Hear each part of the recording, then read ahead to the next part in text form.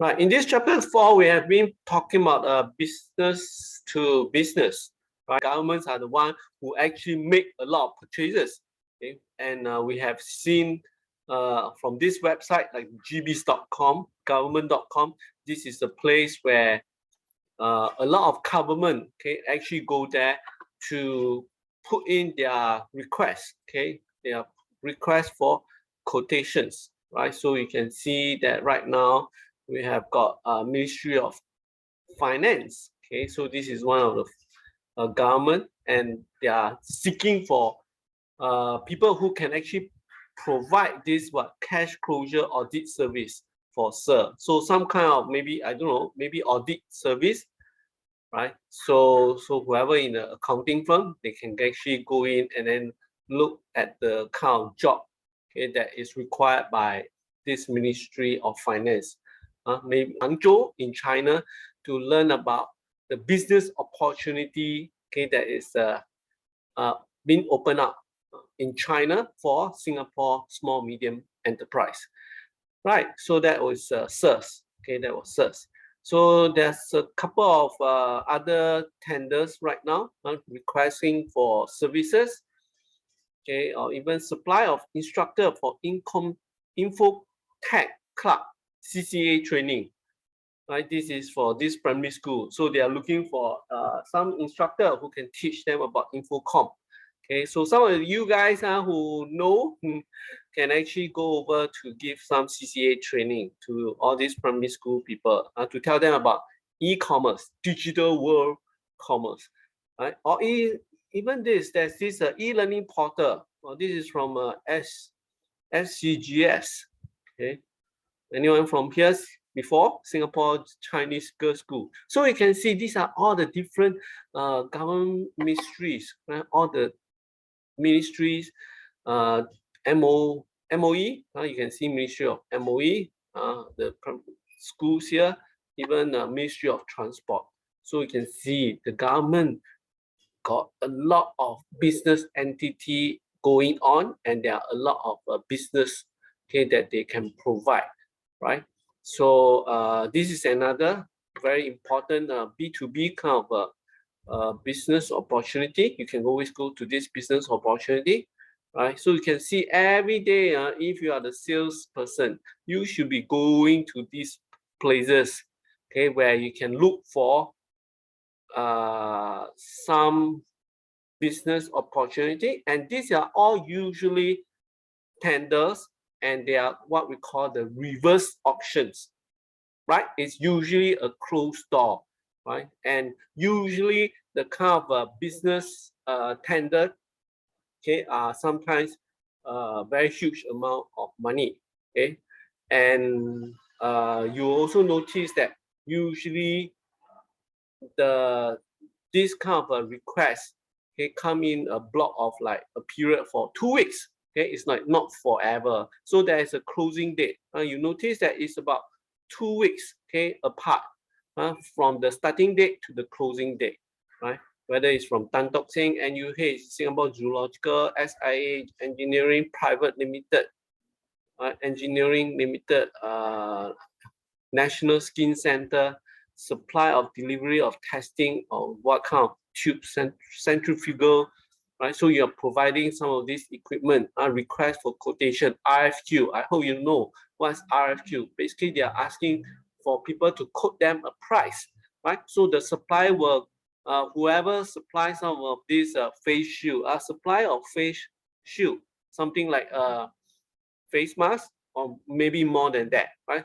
So anybody, they can go there and bid for the job, bid for this. So this is a closed door kind of tender system, okay, which is actually more like a reverse auctions, right? You know what's a reverse auction, right? So usually the one that have the lowest quote will get the job. Okay, request for quotation. That's how you saw RFQ. Right? So e-tendering by government, because now it's all going online, all electronic form. Yes, oh yeah, somebody tell me, Singapore Institute of Retail Studies. Thank you very much. Yes, that's the one. Okay, sir.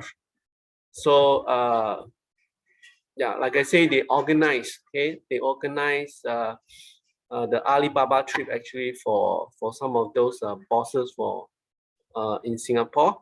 Okay, so basically they collaborate with Alibaba University in Hangzhou to gather some of the Singapore manufacturing company to be able to sell things, okay, in China, okay, by going through Alibaba, okay, by going through Alibaba e-market exchange.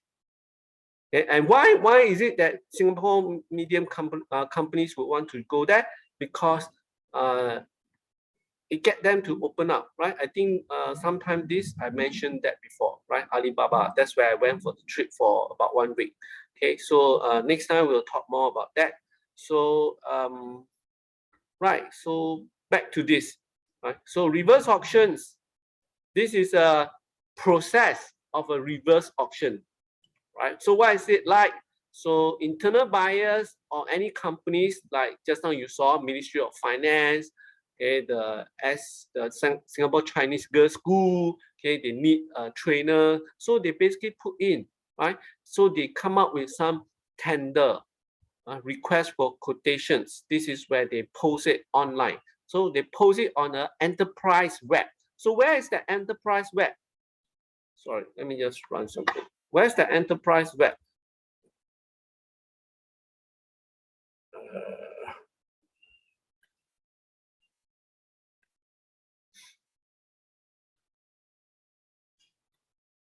Sorry.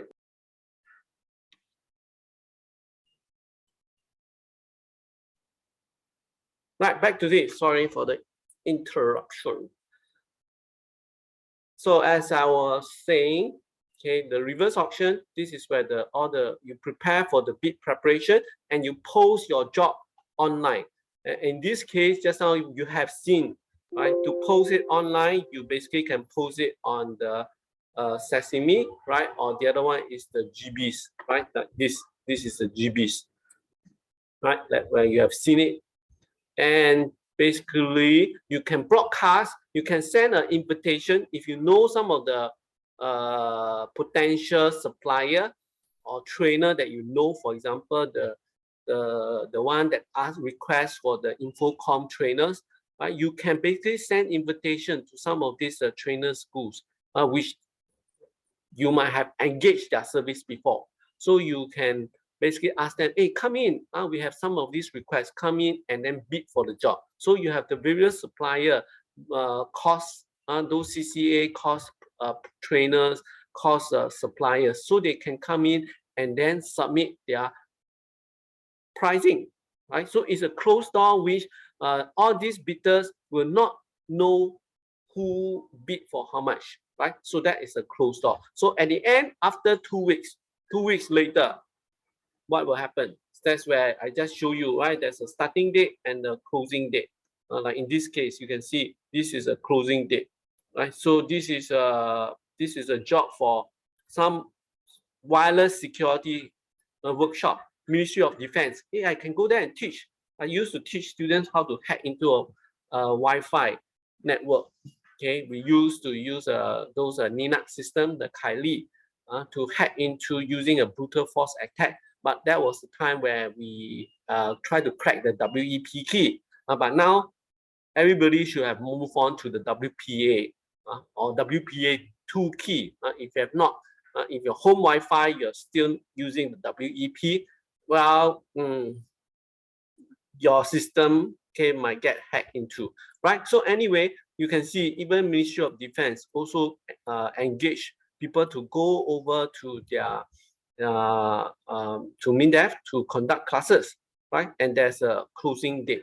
So this is like quite recent, right? Quite recent. So everybody will bid. So when the closing date comes, okay, the buyer will basically collect all the bidders and then they will evaluate. Okay, and usually in the checklist, you will contain all the requirement and see whether you have fulfilled all the requirement. Like for example, in this case, the wireless network and security workshop, it might command that you need to conduct a 1 week courses with some practical training. So that requirement could be a 1 week course, okay, total about maybe 40 hours of training, plus training materials, plus be able to conduct the fundamental of wireless securities, and also some other cracking software, using some tools, some practical lessons, etc. So there is a requirement, and you need to. It's not just putting a price that you want to that you like to sell, but you also have to make sure that you fulfill all the requirements. So there's a long, it could have been a long checklist for you to go through, right, in any of these requests for quotations. So people will just, the evaluator, you usually will check. So which are the bidders who comes in and fulfill all the 100%, okay, of requests? Naturally, those who doesn't fulfill all the checklist, okay, don't have all the tick, tick, tick that say yes, yes, yes, you get rejected. Okay, and then maybe at the end, you'll find that, hey, actually only 2 or 3 suppliers, they fulfill 100% of our requirement. So there's this evaluation. And once they narrow down to those suppliers can completely fulfill all the requests, okay, in the tender that you have put in, then you get the job. Okay, so it's not that straightforward. Last time I used to be a salesperson, I used to have to go through thick pile of tender documents and then check whether our system, our solutions actually fulfill every single requirements, right? And of course, we try to fulfill all to improve the chance. Then after that, then you have to basically compete on pricing, right? And of course, if you know, if you ever bid for government jobs like all this, you'll find that usually the cheapest one get the quote, usually, right? Because government has to help the country save money. It's taxpayers' money, you know, cannot anyhow spend money, right? So you have to accept. So once you got accepted, then you'll be the chosen one. Okay, so this all happen under closed door. It's not like the kind of open bidding system, right, that you have. Right, so this is a reverse auction, meaning the price will actually go down, and usually the cheapest price, cheapest bidder will win. Right? So as compared to open forward auctions, which is what most of you might have seen, right? Is like those people asking for a base price. Like for example, there could be someone who go bankrupt, some bosses who go bankrupt. Then they have a bungalow, right? So they will have the banks are usually there to basically confiscate, okay, some of their landed properties and try to do forced sale for them. Right, so they will take over the property, the bungalow, and then they will have an open auctions.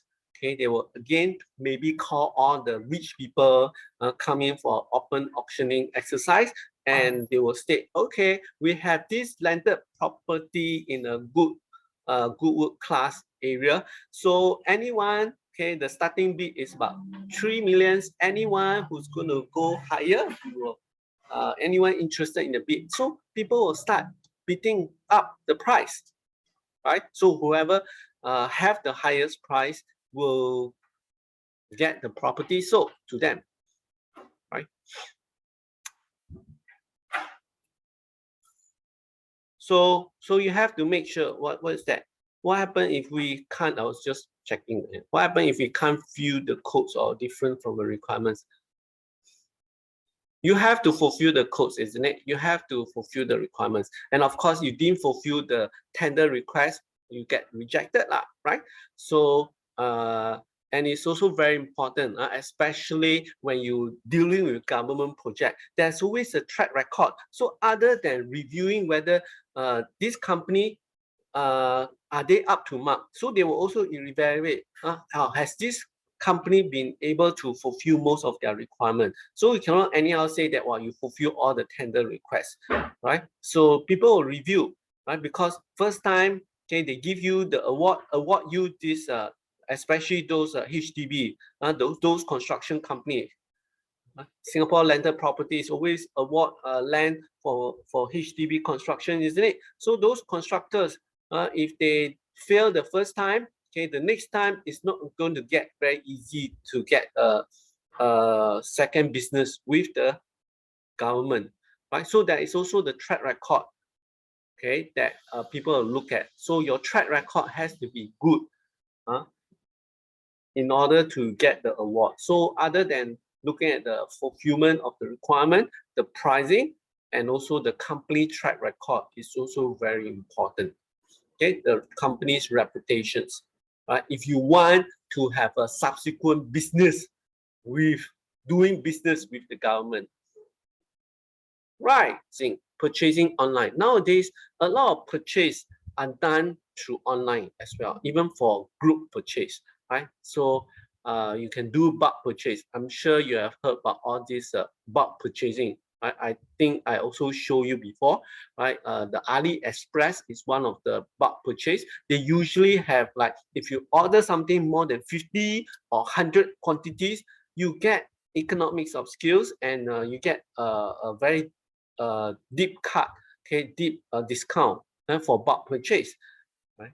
And I think I shared with you the SIM. They sent me some of these corporate souvenirs, like the Bluetooth earpiece and also the wireless mouse, right, where they can actually customize some of the souvenirs, corporate souvenirs, like door gift, according to their logos, their naming, etc. You can there are some also who has this do this barter trading, barter exchange, right? This is moneycrasher.com, right? This is a website that actually provide some of these suppliers. They might have some surplus, they produce too much of it, especially like in places like those who farmers, right? Sometimes farmers they harvest too much crops. At certain seasons, suddenly got so many corns, so many rice, they ended so many. So they can actually sell some of the surplus, okay, to whoever, or do a barter trade. So they might trade some of their corns, their crops that they harvest, in exchange for some meat, okay, or some other supplies or some other raw materials, right? So this is where they can actually go there to do barter trading, right? Instead of using money.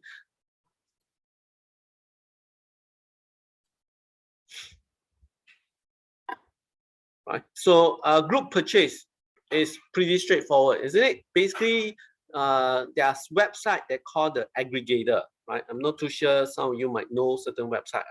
I forgot some of those website, but there are website. Yeah, I think even Shopee has it, right? Occasionally, or even Q10, right? Where sometimes you like to purchase something.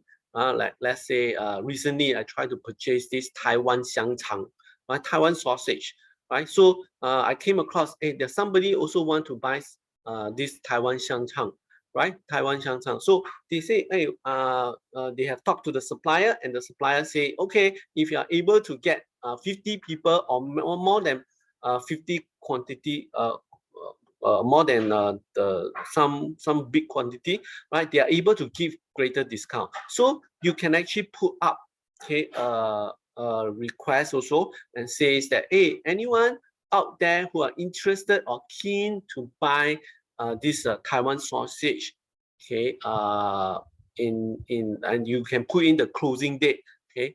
So if we are able to achieve 50 orders, then we can do a bulk purchase, right? So that's where people saw this this kind of a request. They can actually opt in, okay, to be part of the bulk purchasing, right? So with that, okay, this is also a win-win situation where people can group or aggregate, okay, all their requests.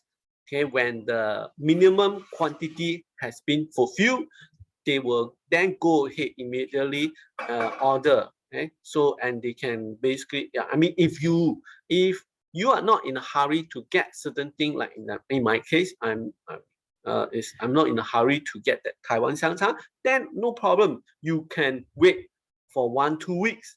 Okay, so it might sometimes, depending on the demand, sometimes the minimum quantity can be fulfilled maybe in just a few hours, right? sometimes it might take 2 weeks, but if you don't mind waiting, you can basically join one of these aggregator, and then later on you can use that to negotiate for a better price, right? So this is one way where you have this group purchasing that's going on, okay, on some of these online e-marketplaces. I think it was Q10 or Shopee. Next time if I notice, I should have screenshot it. Right, moving on, the exchange. This is the exchange. Exchange are usually connecting like a hub. They're connecting all kinds of, not just buyer and seller, but also dealers, retailers, contractors, okay, and even banks, even universities, professors coming in with a lot of communities, right? So they basically provide a wide range of services, okay, wide range of functions. So, but the main job is basically match all the buyers and seller, and to facilitate all the transactions, or even to gather enough resources to form some policies, or get some processes going on, right? So in exchange, okay, usually sometimes the pricings are quite dynamic, which means the pricings will change, will fluctuate very fast. And because of this rapid movement, sometimes you have to be fast, okay, in your buying or in your selling. Okay, one very good example of a e-marketplace or exchange is like the stock exchange, right? Or the community exchange. This is where you can see the stock exchange every single minutes or seconds, the price can fluctuate, right? When you want to buy stocks and share prices, the price changes very fast, right? Because there are a lot of demand, there are a lot of supplies, okay? So those stocks that are of very little demand, you find the pricing doesn't move that fast, okay? So this is example of a dynamic pricing. Moving on, you have got this buyer behavior. So sometimes in online purchase, you also like to find out what are the consumer behavior like. What are the factors that affect the online purchase? Right. So I think in marketing, you always like to do a market survey, market analysis. Okay, you always like to differentiate individuals. Okay, that can they are of different age group, different gender. That might also determine the kind of buying behavior, right? That's why in market segmentation, they always want to go for the different interest group. They want to go for the different gender, the different.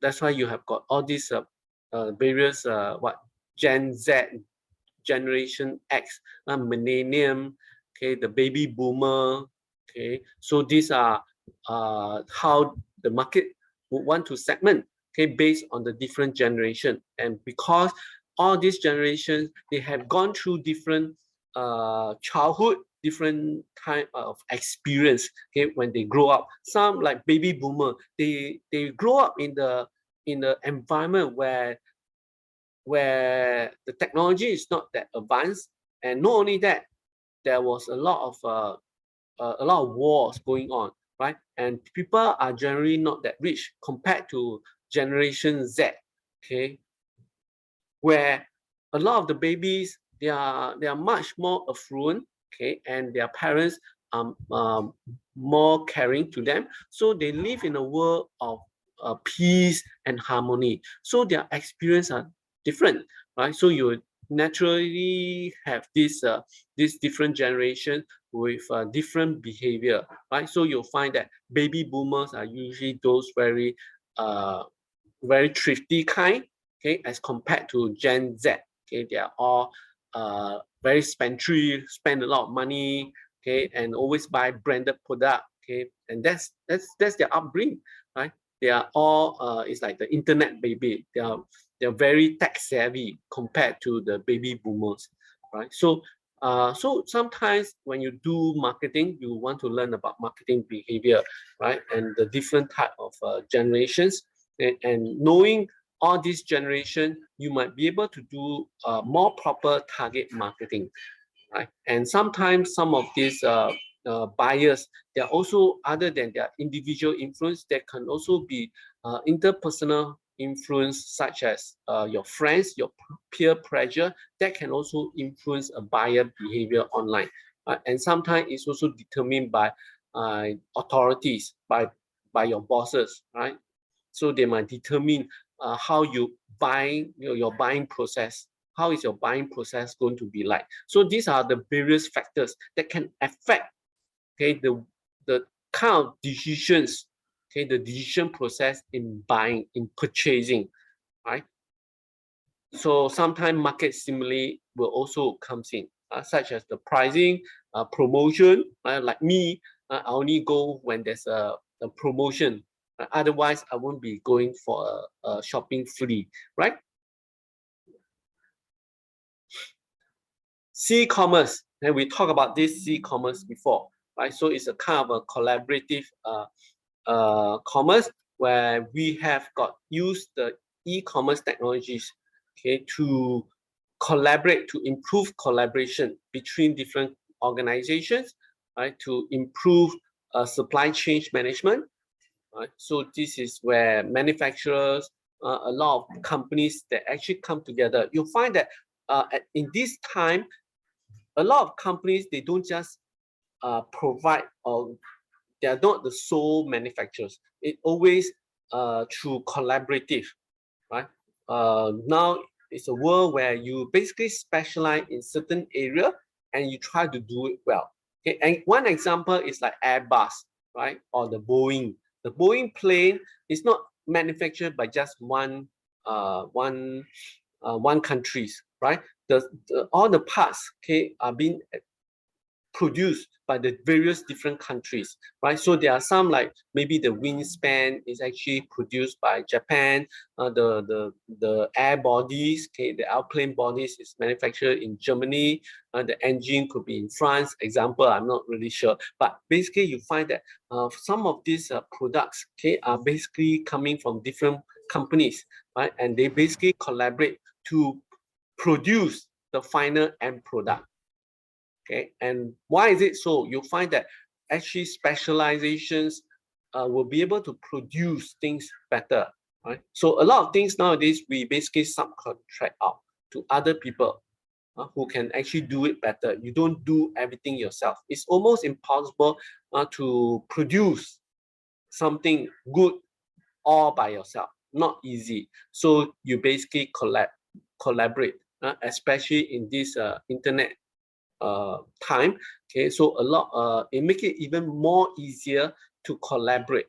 Okay, so this is where we talk about collaborative marketing, right? Where everything, then later on you will see that we basically use this kind of sharing resources, sharing of knowledge, to be able to build things faster and more efficient, right? Collaborative in terms of design, in terms of development, in terms of research, right? So we tend to garner the knowledge, the power of all the world, the rest of the companies, okay, to be able to produce better products, to innovate.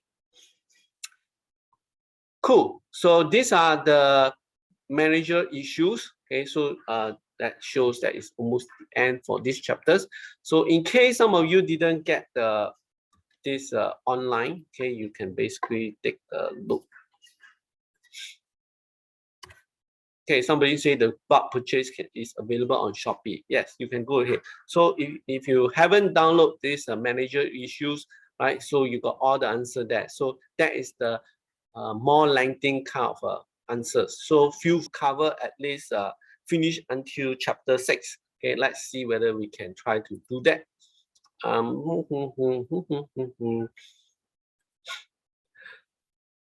Chapter 5. So chapter 5 focus more on government. Now in chapter 4, we talk about B2B, company to company. So in chapter 5, you'll find that governments are starting to realize the power of internet, the power of online. So they are building a lot of system, okay, that they are providing not just to the citizen, which is the G2C, G2C, the government to citizen. You can see on what CPF, right? And some of you, if you are working, you'll find that now we have to start doing all this income tax filing already. Right? To pay tax, it's time to file your last year's salary and make known to the government so that they can tax you.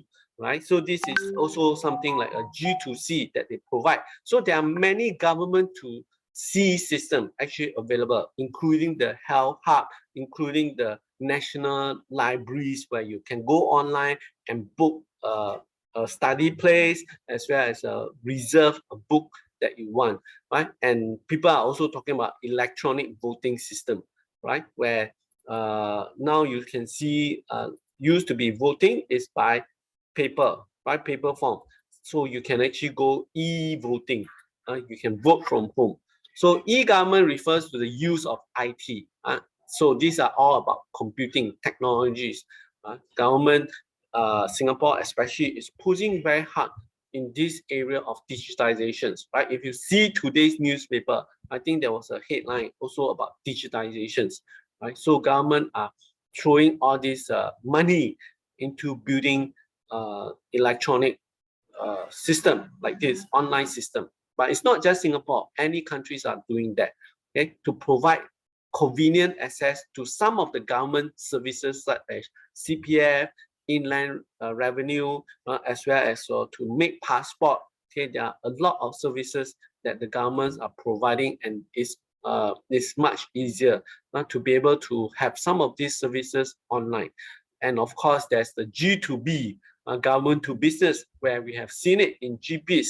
This is the government e-procurement system, where the government from the ministry, they can go there and put in their, post their procurement requirements, okay? Or they can even do a group purchase, right?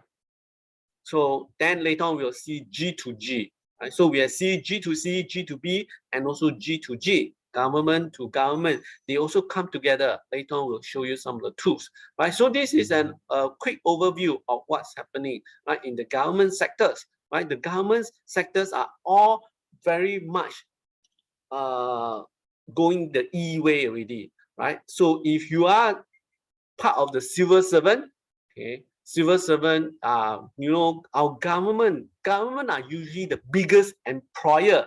They employ thousands of people, okay, and we call them the civil service, civil servant, okay, and they also have their own government to employee system where the employees can go there to apply leave, and one of such system is actually the workday. Okay, this is the workday, which is most government agency are using.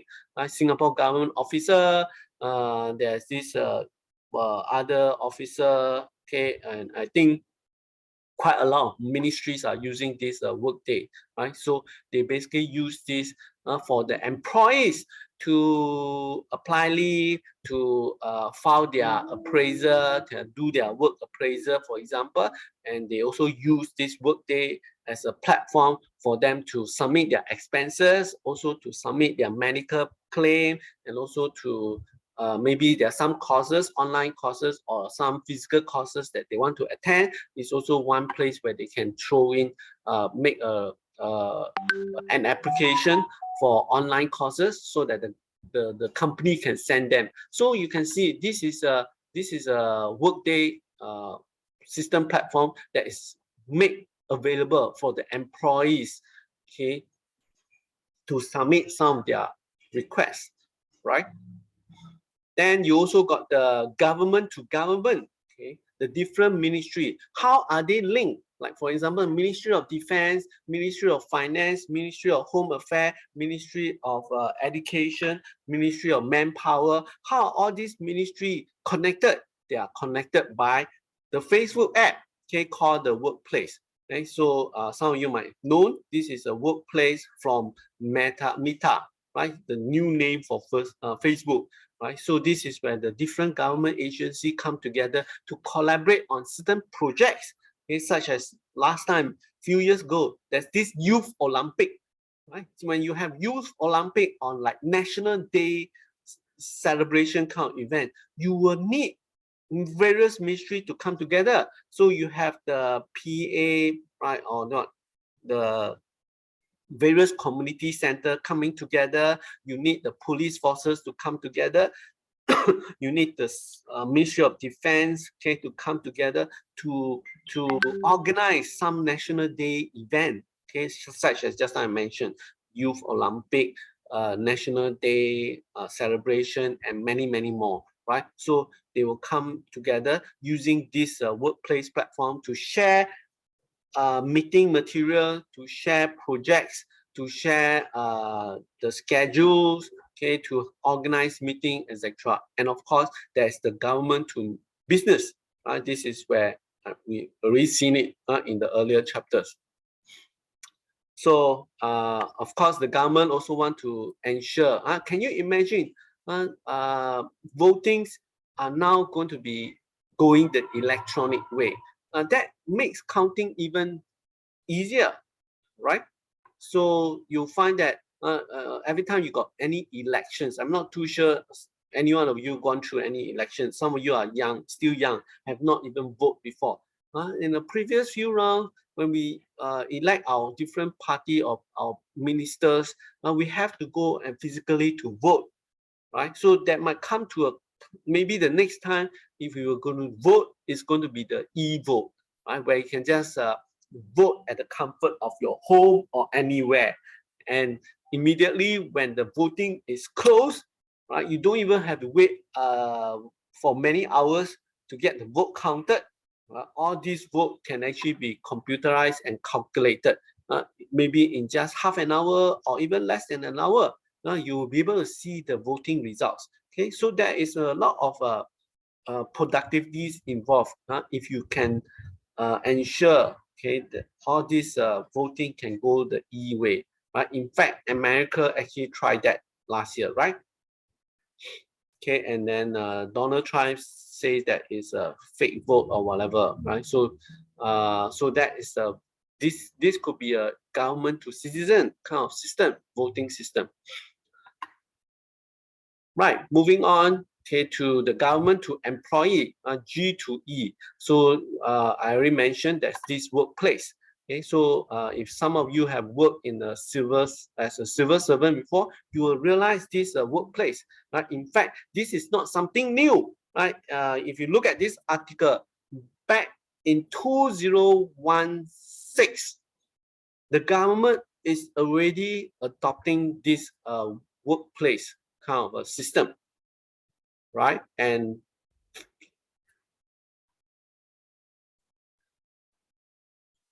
right, I'm just bringing up. Okay, this is all public servants in Singapore to use workplace by Facebook in 2017. 2017 by 2017 means this article is sometime in 2016, right? So it's like that's 6 years ago, right? 6 years, almost like 6 years ago, right? 6 years, then 2016. So maybe 5 years ago, right? So all public servants will be using workplace by Facebook to communicate one another either by phone or tablets. Okay, so this makes collaboration much easier.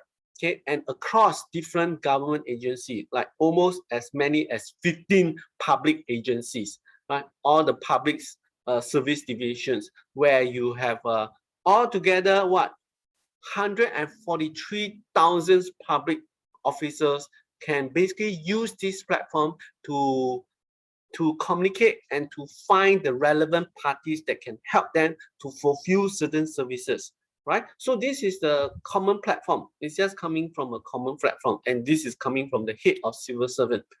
Okay, so and of course, why do you need such platform? You can't be using simple open and open source, right? Because sometimes it concerns security, communication, secure projects, right? You could be doing some secure project together, and you need to make sure that the platform is only accessible by the public civil servant and nobody else. So there is this common platform that's actually made available. Okay, so if you are keen, just want to highlight. I don't think we have time to go through this, but this is a workplace by. It's just a platform that enable all the public civil servants to come together, even for just simple thing, whether it's formal or non-formal. Like this guy, you can see that this is Bernard Tan. Yes, this is I think it's a recent post. Bernard Tan from GovTech. In case this is also another ministry. This is like, I think this is a ministry from IMDA, right? And in the Infocom Media Department, I think. Right. So GovTech are the one that invent or that has been spearheading your SingPass. If you know what SingPass, I hope maybe the foreign doesn't know. But most of the Singapore citizens have a SingPass. We use the SingPass, one single sign-in password for all the different government system, okay, such as the CPF, the income tax, to apply for passport, to go to SkillsFuture. I'm not too sure. Did I show you that SkillsFuture where you have the online courses? So there are a lot of government website. You basically use one sign in. Okay, even like trace together. I trace together all this. So so you can see that this guy actually posts kind of a casual talk where they try to talk about open-minded, and there's also even this chit chat, right? If you notice, this is a chit chat session where you have this WOG. WOG actually represent the whole of government. The whole of government. It's a chit chat session, right? And it's an open group. So the good things about this one public service workplace is it ensure that whoever are in here are all legitimate government civil servant. So when you left or you quit one of those police forces or MINDEF or Ministry of Home Foreign Affairs, you'll be out of this group. Okay, so these actually provide authentications for the right group to be in. Okay, and you are able to find people from the different ministry easily, right? So this is a chit chat. So the government does have this platform to allow the various civil servants to talk to each other, to make friends, okay, whether it's for casual or non-casual or some serious work. Right? So this is all about getting a job done in a more effective and efficient way. Right? And this actually provide a secure channel for such social networking. Right? So you have got all this all coming in together according to these modules that we are looking at, right? To form a social community where you can share knowledge, like this Bernard Tan, right, from GovTech. He's trying to share some knowledge with the rest of the civil servant. Okay, so whoever is interested, okay, can go in and share some of it, join the interest group, etc. Okay, so there's a lot of great potential in this E2 government 2.0, and government, of course, they also make use, okay, of existing system, off-the-shelf system. They don't rebuild it. Like for example, this collaboration tool, they actually choose the workplace Facebook. It's off the shelf. They don't develop when there are something that's proven and working. Why not? Okay, why not? Why not use it?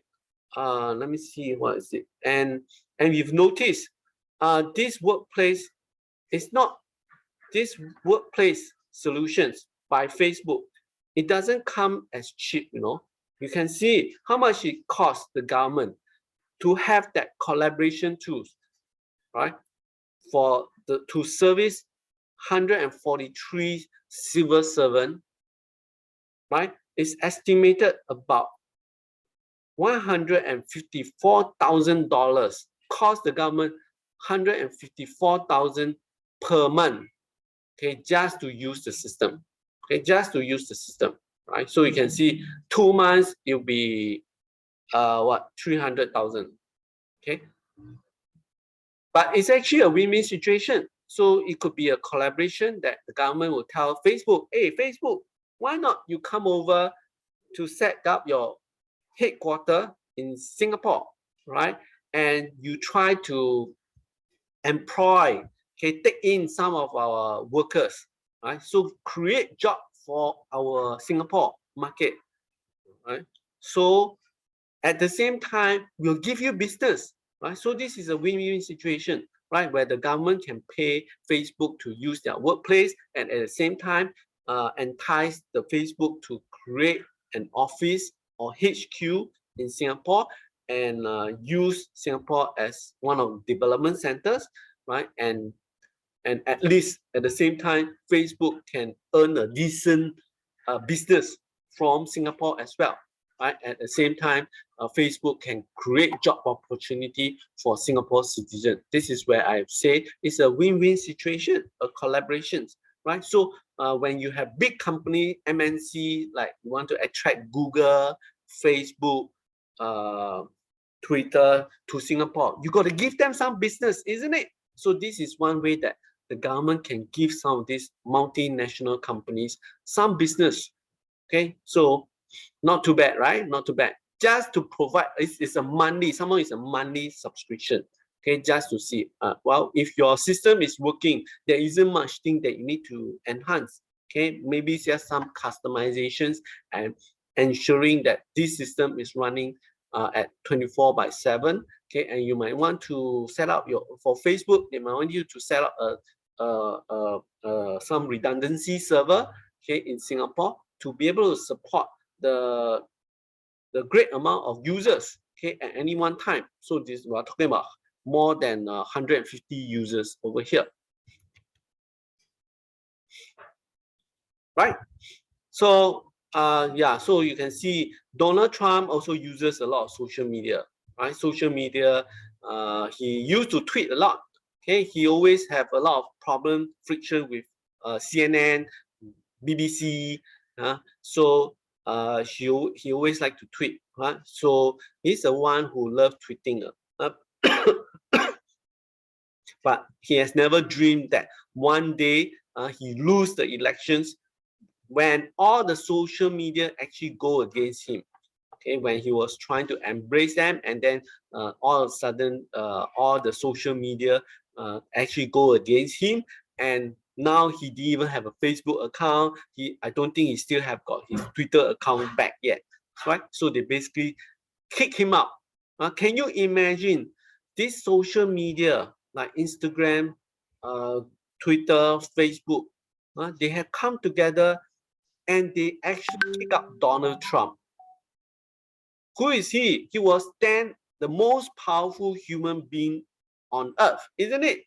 Usually the US president, they have the authority they have the greatest defense system or army, and yet they lose up to social media, right? The social media can still kick out the most powerful man in the world.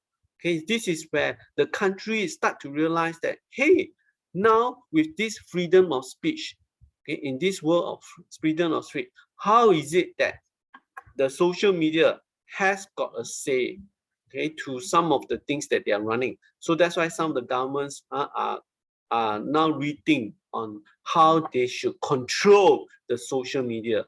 Right? So you come to a time where suddenly all these tech companies, they are over and above the government, isn't it?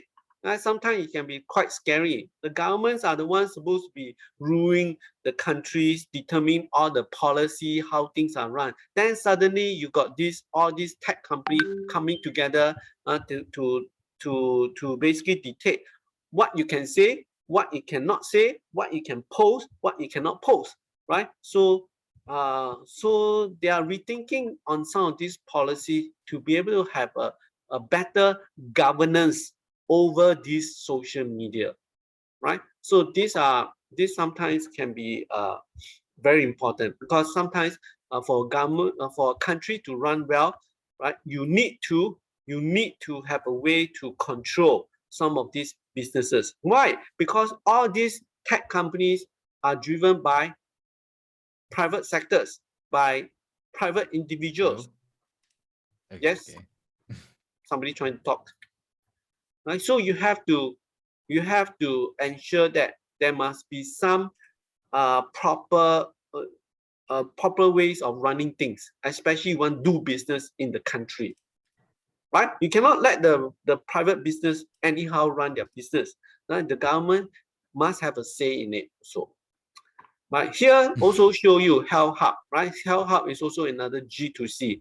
This is where you can go in and book your appointments, okay, the national medical appointment, and this is the National Library Board. You have also got the ICA where you can apply passport, etc. I think there are a lot more, right? Including mobile commerce, right? So government are also into smartphone, mobile app.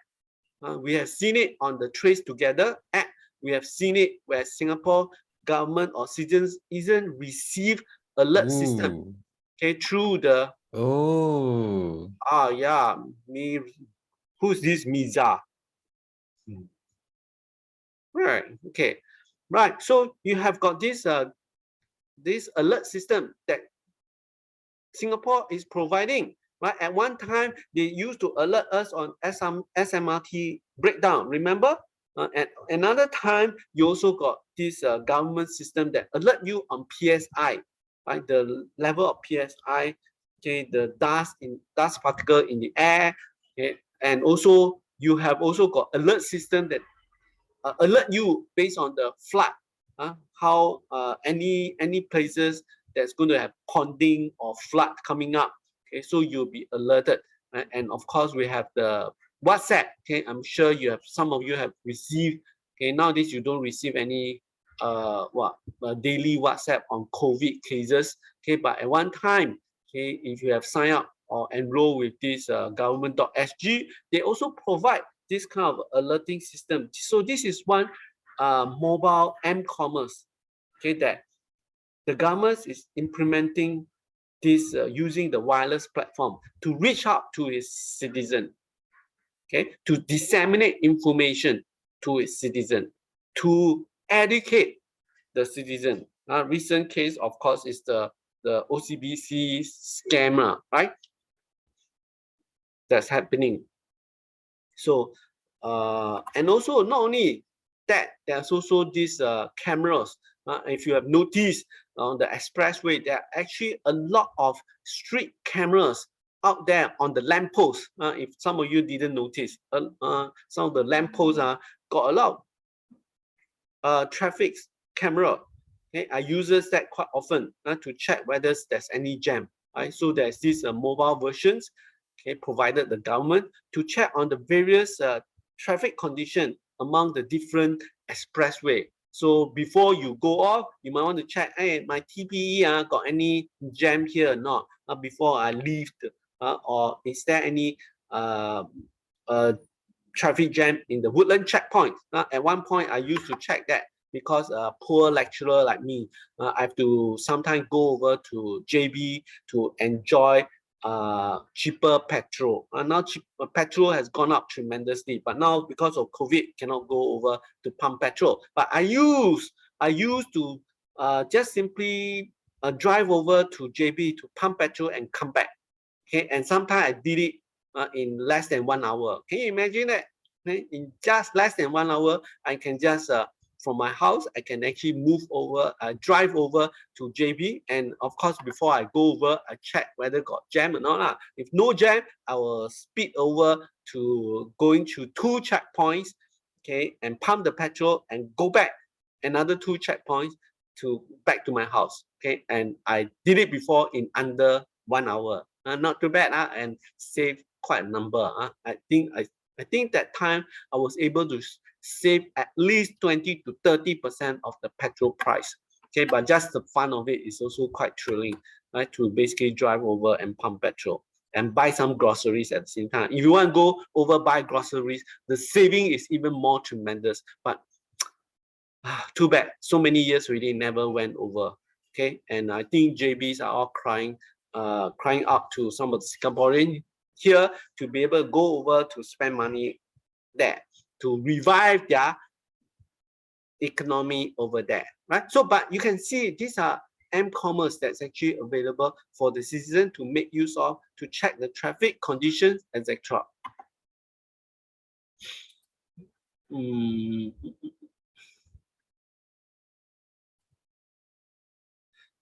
E-learning. Oh yeah, this is a place where I talk about the MCOM skill future. So we're coming to this. So e-learning, nowadays you find that a lot of learning is all online. Okay, a lot of learning is all online. Gone are the days where I give students all the workshop and then get them to follow the steps. Okay, on step by step on how to, let's say for example, hack a system or how to do certain workshop like do data analytics using Tableau or Power BI or K9. Okay, going step by step with all the screenshot one by one. Gone are those days. People actually learn how to use some tools or even programming or hacking by looking at what? YouTube, right? People are going to YouTube to learn more things than to go what? Google and search for step by step, okay, on how to do certain configuration of firewall settings, right? Or even hacking into a wireless Wi-Fi system. They basically go YouTube. Now, YouTube got a lot of e-learning video material to teach you step by step. The similar thing goes to like even cook dishes, how to cook curry, what I don't know, curry noodle, for example. You can actually go YouTube, right? So everything is about video. Video is good because it shows you the step by step, and you can review the video, and you can go fast mode, and you can rewind again if you miss certain step, right? So actually, it's easier to learn by showing me the steps. Okay, this is what happened, right? Sometimes you will say, you don't tell me what to do lah. Can you show me how to do it? Have you heard about that before? Where you prefer people to show me how to hack the system, then throw me a menu, a tick menu and many steps and ask me to step through and learn myself. It's far more tedious that way, right? If I were to step through, because I have to read, I have to understand, then I have to perform the step, okay, to learn in comparison to show me how to do it, right? So a lot of e-materials are now being published on the internet. Okay, so you can learn it through either the e-learning way or the mobile way, right? So you've seen it on Moodle, you see it on the various Polymorph or different e-learning platform. Okay, so so there are many drivers for e-learning. Okay, why is there so many push factors for going online learning? Because the technologies has matured, the bandwidth has also matured, right? The bandwidth, the 3G, the 4G is very cheap, right? Nowadays, right, I can tell you, if 15 years ago, it's going to be very difficult to have this kind of a Zoom meeting or even the online learning, because a lot of the families might not have Wi-Fi then yet, or even if you have got Wi-Fi at home, the bandwidth is just not up to speed, right? Especially when you have this kind of a video conferencing, right? Where you have a live streaming of lecturer talking, and sometimes the lecturer even show video on top of it. So you'll definitely not be able to have this kind of seamless way to learn, right? So e-learning are good because a lot of the students will find it's a very convenient, and you can review the lectures again and again if you don't understand. And this is the on-demand kind of things, right? So you can learn any time of the day and anywhere, right? So that's a good thing, isn't it? It's a good thing. So that's why students now tend to have preference, okay, for online learning. Okay, so I'm not too sure about post-COVID, where we can next time fully go back to just on-campus learning, full on-campus learning, everything, lecture back to the back to campus, tutorial lab back to campus, okay, exam also back to campus.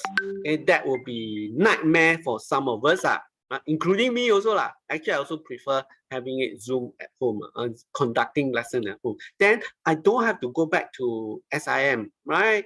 You know, this going back SIM, I still have to pay for the parking fees. Okay, it's not cheap also.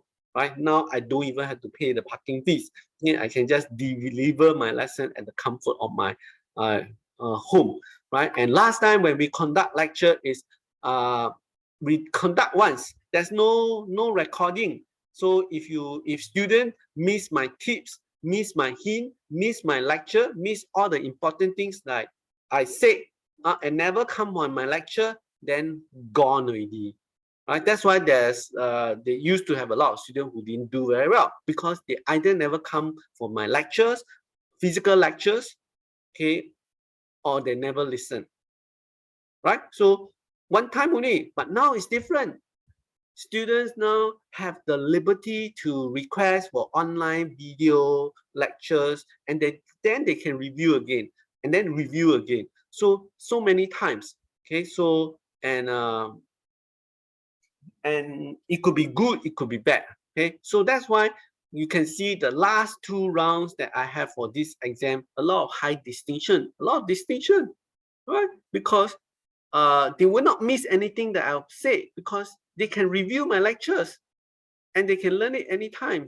And the good thing is exam also can check the answers, right? They can double confirm the answer before they answer it some more. They can go and search is so much easier, right? So that's why I say it's also very challenging for me to set the kind of exam questions. So you find that in the exam, for open book test, you have to set more open-ended questions, right? Question that you cannot easily find in the lectures or in some of the e-learning materials that are provided. Right? Otherwise, it's like a search game only.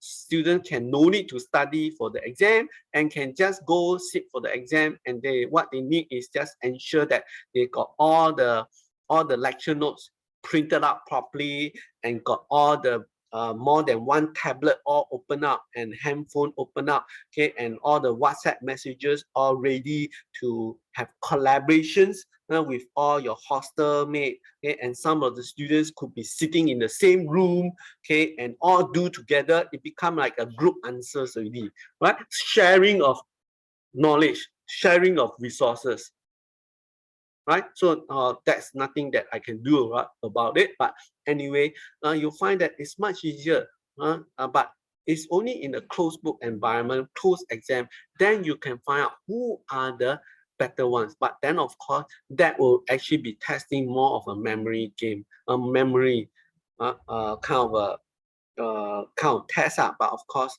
I think it's fairer that way. Okay, so online exam is, I think is never fair even for invigilating. It's impossible to invigilate. How can you only let one invigilator to zoom in on all of you guys, 100 over 200 over students? I don't have 200 over eyes. Okay, I remember in the exam hall, you got at least 10 or more invigilator walking up and down, okay, scrutinizing that, ensuring that you don't have even tried to cheat in any ways, right? So, but anyway, those days, I'm not too sure will be coming back or not, huh? So people are now more acquainted to online learning, right? And of course, in case you guys still don't know, there's a video. I have already uploaded my video. Usually, every Sunday I will try to upload. I think some of you have seen it. Okay, so far, I'm quite surprised at the number of viewers. Okay, like chapter 1 got around already 200 over people actually review my lectures. So you can see that likely is a lot of people are not listening to my live lectures, so they prefer to listen to my YouTube lectures. Okay, so they want to review. So you can see chapter 1, okay, 200 over. And how many students do I have? Like today now, it's only 161, 168. Not bad, prosperity. So now I have only 167 students. Okay, how come there's 200 overviews? Must be some hackers looking at some of my videos, right? And you can see this chapter 269 views. Wow, got so many. Unless some of you have been looking at my YouTube lectures more than once. Okay, I can't believe you will actually look at my lectures so many times. I don't think so. It's not even exam yet. The numbers will go up even.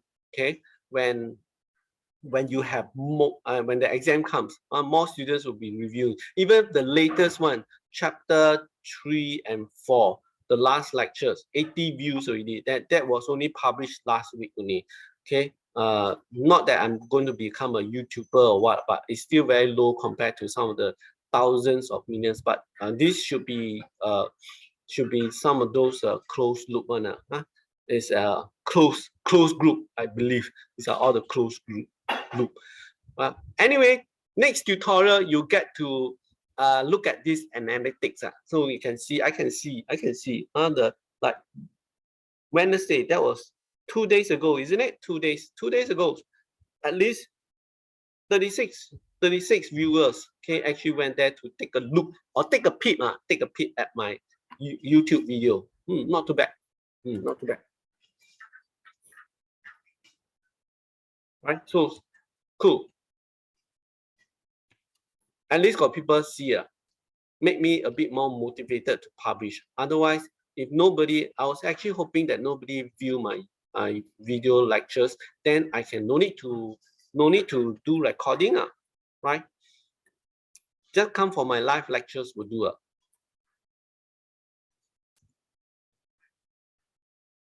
So there are many benefits. Okay, there are many benefits. So these are possible exam questions, right? There are many benefits of e-learning. Right, cost of reductions. Right, it's cheaper to conduct online learning. Right, so you don't have to rent the space. You see, the online campus is definitely cheaper than having the lecture hall open, and then you got to on the lights, you got to on the aircon. The lecture theater is quite big, for 200 seaters, right? So you got to on the cooler, you have to rent the campus area, and now you don't have all those. Okay, all those fixed costs are gone. Okay, you don't even have to have electricity, right? Or now you guys are all using your own electricities. I'm also using my own electricity and my pay for my Wi-Fi. Okay, so nobody's pay. The schools are not paying it for me, right? So these are all, they only pay me a salary, but they're in the gym, right? Doing exercise. So comforting. So anyway, these are ability to learn from even from mobile devices, right? Like some of you now Zoom, some of you could be on the MRT. Sometimes you do hear the MRT beeping away, okay, when you attended my class. So so this is where I talk about the e-learning. The governments also offer an e-learning platform for the citizen. This is, if you have not know about this, then you should know, because the government has put in at least $1,000 for all the Singaporeans who are above 21 years old, right? They have deposit $1,000 for you to sign up for courses. So this is all under skillfuture.com. If you're not sure about it, go to this SkillFuture, go skillconnect.com. This is a platform where the government try to get its citizen to be more tech savvy and also to reskill themselves by learning through some of the online courses that's actually available, and the government give a bit of the freebies like $1,000 for you to sign up. And what you need to do is just you need a SingPass. As long as you so you want to find out whether your money inside here, go log in using your SingPass, single sign-on for all the government agencies or system. You can go and check out. Like here got $500, but now should be 1,000. I haven't used it also. This is back in 2017 and still ongoing, right? Still ongoing. So it's part of the government initiative to reskill, to improve some of the skills for its citizen, right? So you can even go there to check on some of the courses that you have signed up, right? So these were some of the courses that I actually attended, but this was sponsored. That's why sponsored by my company. So that's why it's free. So like Low Hey, you can see that the trainer, okay, is the Low Hey. What is he teaching? He's teaching on communication skill on EI, some EI, emotional intelligence, something about EQ, getting a bit more EQ. So I'm not too sure whether it's helpful or not. I'm not too sure whether I got more EQ now or not. But that was back in 2016. Almost what? Going 6 years already. Wow. Okay, and also on innovations and change management. This is offered by Capella. Okay, but what I'm saying is this skill future basically locked down. What are the courses that I actually attended? Okay, you can see my name over here. And they even have collected all my certificate also. These are the e-digital certificate, right? So that you don't have to keep a physical copy. Sometimes you keep on the physical copy or don't know go where already. So, but what is good is it's a centralized place where you can keep all your courses that you attended. Okay. And because of that, the government also try to award you, okay, with all these $1,000 if you can complete some of these courses. Okay, some of these courses, I can tell you, my mother now maybe 70 years old. She's actually using the course, skill future course, to learn something, to learn about leadership, and she attended a few courses, and the government actually awarded 1,000, 2,000. I can tell you, a lot of the Singapore citizens are making use of this free learning, okay, and try to attain some diploma so that they can get some award. Okay, so study also can get award. Actually, you just have to attend some of this lesson long enough, you get paid. So it's a kind of an incentive from the government, right? So we have seen the drawback. Then take a look at the we have seen the benefits. Then here, looking at the disadvantages and challenges. So I'm sure you also know some of the disadvantages of having too long an e-learning, right? Too long an e-learning. Like some of you have been doing online for the past 2 years, okay? And you might realize that after when you got your bachelor degrees, then you realize, hey, actually, I haven't been to the campus before. You have never really experienced a university life. You have never really attended a lecture hall, for example, right? And you never actually make a lot of friends. All are virtual friends. Then you also realize that some campus life is actually quite vibrant and quite interesting. Okay, so these are some of these drawbacks about having too much of this online learning. Later, after you graduate, you might not have that kind of a belonging or the kind of a bonding that you build with the campus itself, right? So, and also the same that goes to the lecturers, right? I seriously also don't have any bonding with my students.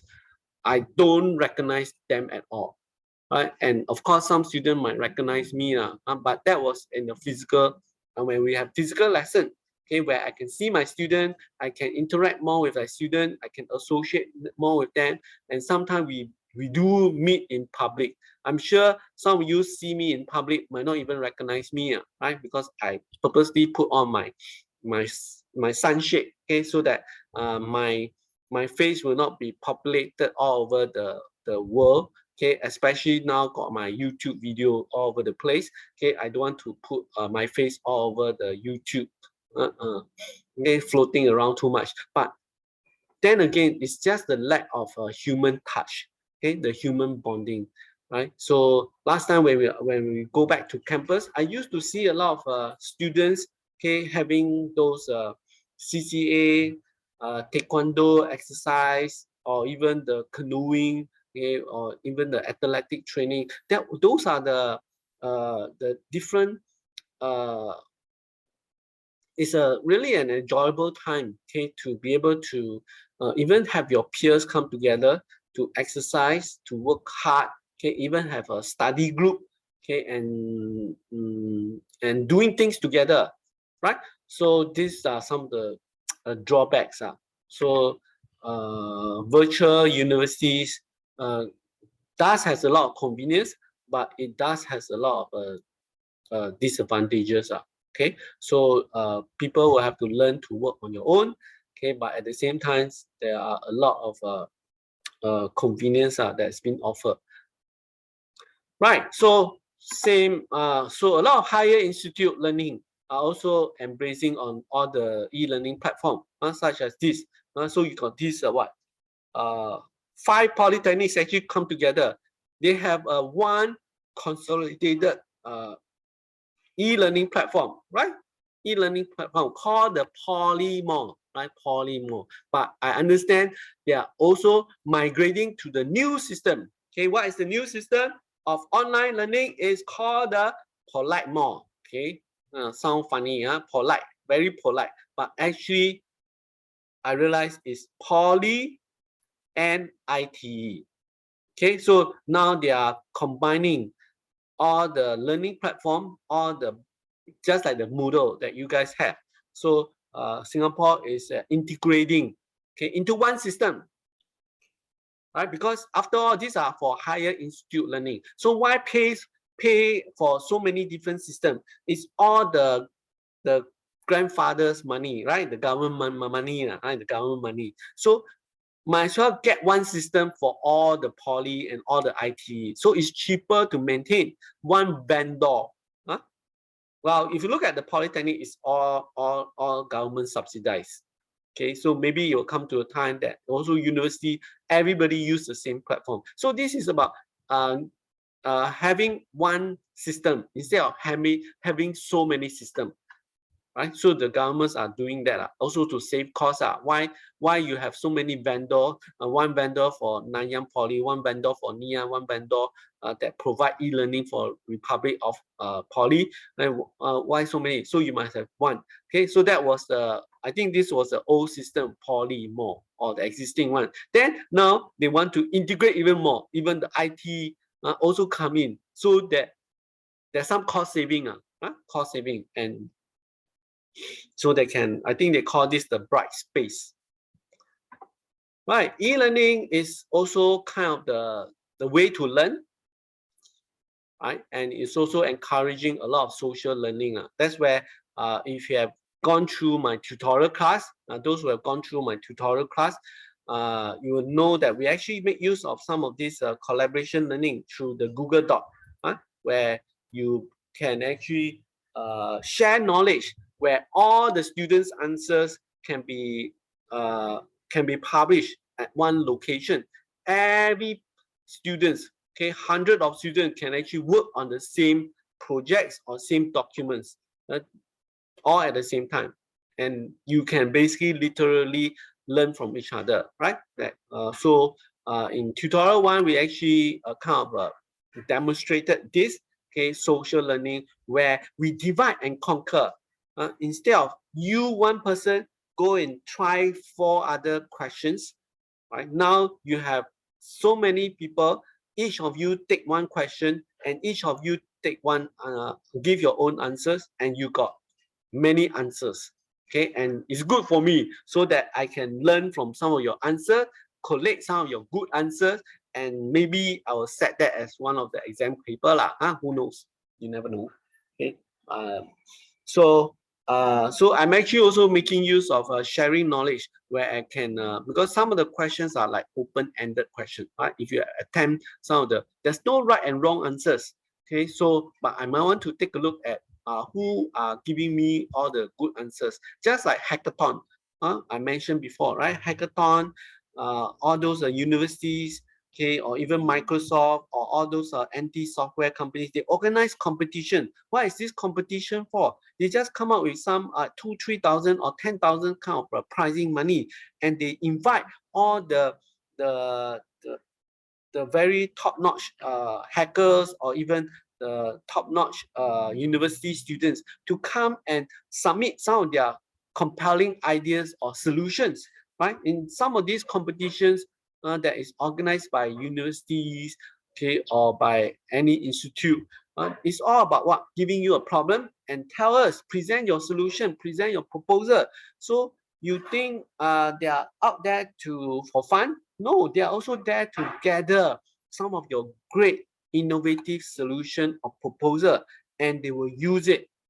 Okay, so it's a small price to pay for just some of the prize money,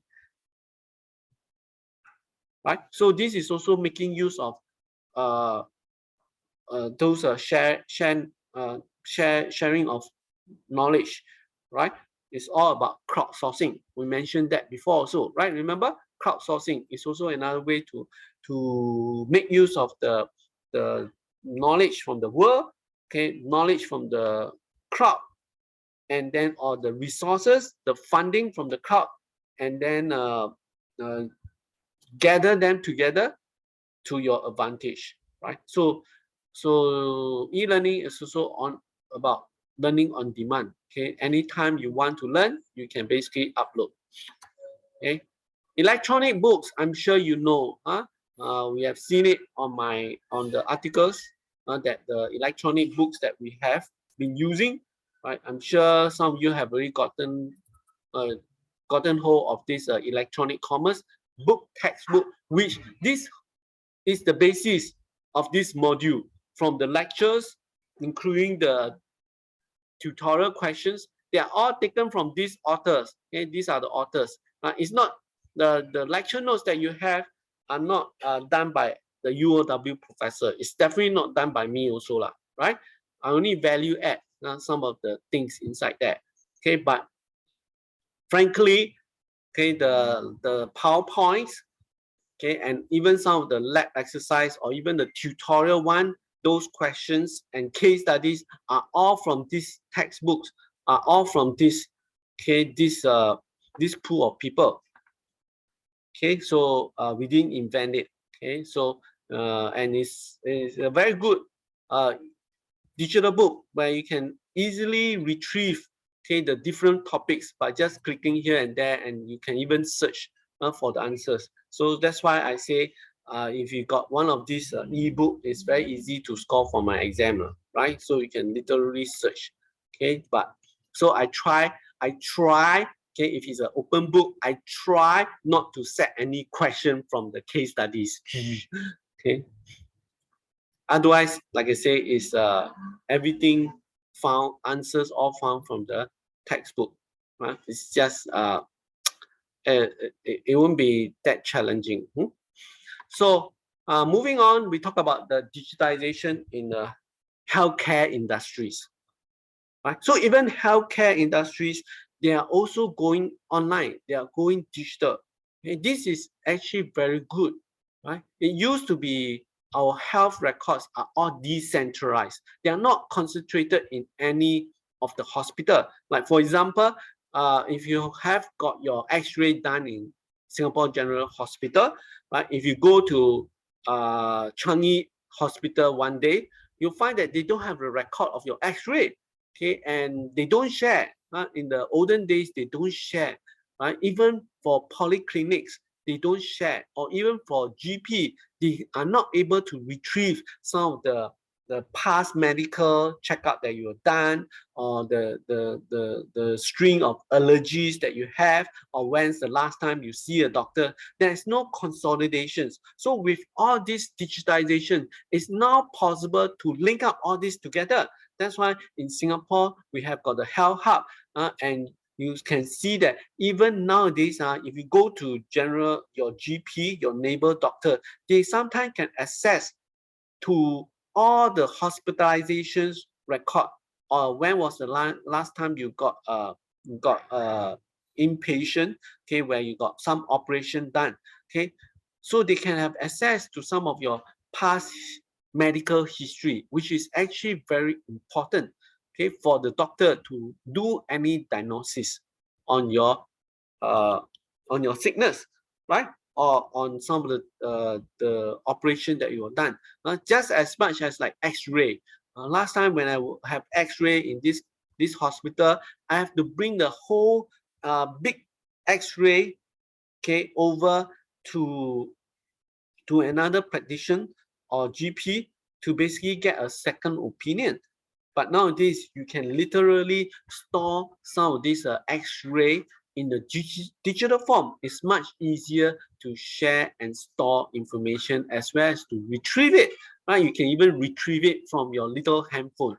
Okay, so this is very important. Right? So in case when you have an emergency, any hospital that you admit, they will be able to draw your medical records such as your blood type, your allergies, and what medications has you been on, and any chronic disease that you have or they have discovered, etc. So all at the fingertip of click, a click will do. So these are very important when you are when there's a health issues or some emergency cases that arise, whether through accident or what. So now, if your medical record are all centralized, any hospital, any polyclinic that you visit, they will be able to access and they will be able to analyze, okay, or even diagnose your disease more accurately and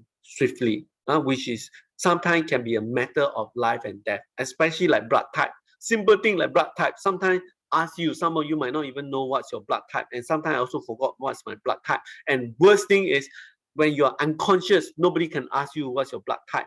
Okay? And our IC don't even have blood type. Okay, unlike other countries, okay, European countries, their NRIC got their blood type. Right, so imagine if you ever got into some car accident or what, you might be unconscious. Nobody know your blood type. They have to go and test it, right? They can't give you any blood type. They cannot just anyhow give you any blood, right? Or straight away. So they have to test it. So some of this important information is really you need it quick and accurate. Not only quick, must be accurate also. Your parents have IC, I don't know. Do you? I can't remember. Very long time I never see my NRIC. Our NRIC got blood type. My wallet is not here, so I can't check. I don't think I see any blood type. Is there?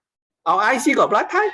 But anyway, now you can actually 11B have oh 11B. Oh, it's okay. You guys can't be older than me, right? You mean the new one don't have? Some of you older than me. Oh, I see. But anyway, there's also the allergies that's actually very important, isn't it? Oh, so new IC don't have. So Health Hub. Well, anyway, now they can also go to the Health Hub online. You can the Health Hub got so many things in there. I'm also simply amazed. Recently, I just had my Hep B jet. Okay, Hep B jet. I think 2 days ago, Hep B, because I went for medical checkup. Then they tell me that my health, the hepatitis B, is no longer reactive. Okay, so it must have been a long time. Okay, so my immunizations for the hepatitis B is gone. Okay, so they say that somehow my body can clear away some of these antibodies, so I have to go and jab again. So but this information are all available on the Health Hub. So these are simply amazing, especially you go for medical checkup. So young people like you guys maybe don't go for regular health checkup. But senior citizen like me, nowadays I try to go for either 2 years once or 1 year once, go for some health checkup and do some blood tests, check the blood cholesterol, check blood pressure, etc. But young people like you guys no need to check yet. So it so happened that they discovered that like some of the immunizations like the hepatitis B that some of you have been taking since your baby, okay, some can be a lifetime kind of immunizations. Like now they discovered that my hepatitis B immunizations been wear out. Just like your COVID, right? You took your COVID first jab, second jab, and the booster. And now they say that the booster jab can only last for 6 months. So we're gonna get a 4th jab maybe very soon. So you can see the Health Hub. Go check out the Health Hub. This is like a portal. Okay, you can even get MC from there, request for MC. You can even do the lab test result. Okay, this is also great, lab test result. Sometimes you go for blood test, okay, in a polyclinic. It will take like 2-3 days before the results come out. And then you have to go back and see the doctor to find out the result. But nowadays, even before you go and see a doctor, you can check your result immediately, and they will basically show your result, lab test result. So it's even faster than waiting to see your next appointment. Okay, so that is also a tremendous, right? And you can even change your medical appointment, do some screening, and can even check whether you are vaccine or not vaccine, right? And moving forward, we're going to talk about this sharing economy. So you can see that with this digitization, a lot of things are shared. Information, knowledge are being shared in a very quick manner. Especially now with the internet, you don't have to remember a lot of things. Okay, even if you don't know, you can just Google search very easily. Right? Last time, some English word you don't know, I have to check dictionary, I have to go and find a book and check the dictionary. Nowadays, where God, you don't know any word, you don't have to ask friends. You don't have to be too shy and so shameful to go and ask me, hey, what is that word means? Okay. Nowadays, you just quietly just use your handphone and then Google search, you got the meaning. That is how easy right now to get informations. So now it's not about memory game. It's about how you can integrate things together, right? How you can get all these tools and make it available to you, and you can leverage on it to make yourself more organized, okay, more productive, and you focus on the more important things to do, right? Instead of using a lot of memory, right? So it's all about sharing. It's a sharing economies, right? Such as also the car sharing. I'm sure you know about this, right? EM, electric car, right? Blue SG has been going around. So if not, if you are not ready to own a car, well, there is also the car sharing, okay, transport sharing. And there's also a lot of person-to-person, peer-to-peer. Now you got another new jargon, person-to-person, where you can person-to-person, you can share things. There's also I have students are working on a rental app. Okay, what is this rental app? To allow people to rent out things that you seldom use. For example, calculators, scientific calculators. Okay, just like kids, like they're going to take like O-level, PSLE, they have to find another calculator, right? So you end up not just good enough to buy one calculator, scientific calculators. Some scientific calculator can cost up to $100, right? And you only need one calculator, and maybe for that 1 or 2 years. After that, you don't use it anymore, right? But because of the exam, you are forced. Some of the parents are forced to buy another second calculator, 2 calculators, just to have a backup for the exam purpose, right? So if you got such rental app, well, that's good, man. That's cool. Remember in NUS, NTU, well, sometimes we have got all these calculus that we need to calculate. Okay, all these graph that we need to plot, and we sometimes need a calculator to show how to plot, right? So we have to go and buy another calculator. But if you have such rental app, okay, you can allow other people who are not having the exam on that day, on that time, you can lend out your scientific calculator for some revenue stream, isn't it? Okay, to earn money also. So this can go up to what? Even things like tennis racket, okay, or mountain bikes or anything, right? A lot of you have something that you sometimes seldom you buy already, some equipment you buy already, and then you seldom use it. You can actually use it, okay, to rent out to other people, okay, and you don't mind lending it, right? So that could be a rental app. So this could be a person-to-person kind of system that you can look at. Cool. So again, the manager issue, I leave it to you guys to read through, right? But basically, these are some of the pointers I put in. So some of the questions that could come up in these particular topics are about this.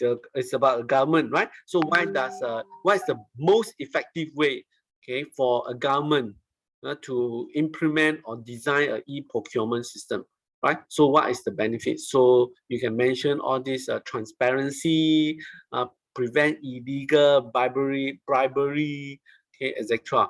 And also the how to design an e-learning knowledge. So it's also been explained. And so feel free to take a look at some of the answers that's given in the digital textbook. Okay, so I leave it to you for your reading pleasure. And let's move on to another chapter. So we still got some time.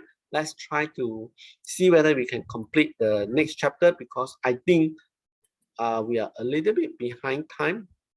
Okay, let's move on to another one and jump ship to this chapter 6 on Internet of Things, okay, IoT device. I'm sure some of you have heard me talk about this. So before that, maybe let's check out this video that I have. I'm sure you should be able to find some of this video all over the place.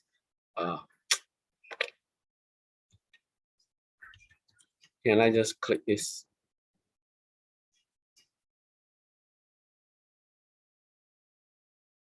The Internet of Things, or IoT, is influencing our lifestyle from the way we react to the way we behave.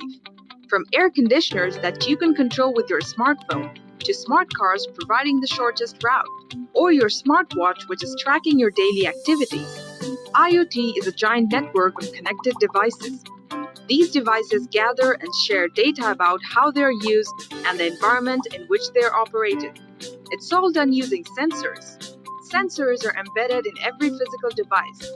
It can be your mobile phone, electrical appliances, vehicles, barcode sensors, traffic lights, and almost everything that you come across in day-to-day life. These sensors continuously emit data about the working state of the devices. But the important question is, how do they share this huge amount of data, and how do we put this data to our benefit? IoT provides a common platform for all these devices to dump their data, and a common language for all the devices to communicate with each other. Data is emitted from various sensors and sent to IoT platforms securely. IoT platform integrates the collected data from various sources. Further analytics is performed on the data, and valuable information is extracted as per requirement. Finally, the result is shared with other devices for better user experience, automation, and improving efficiencies.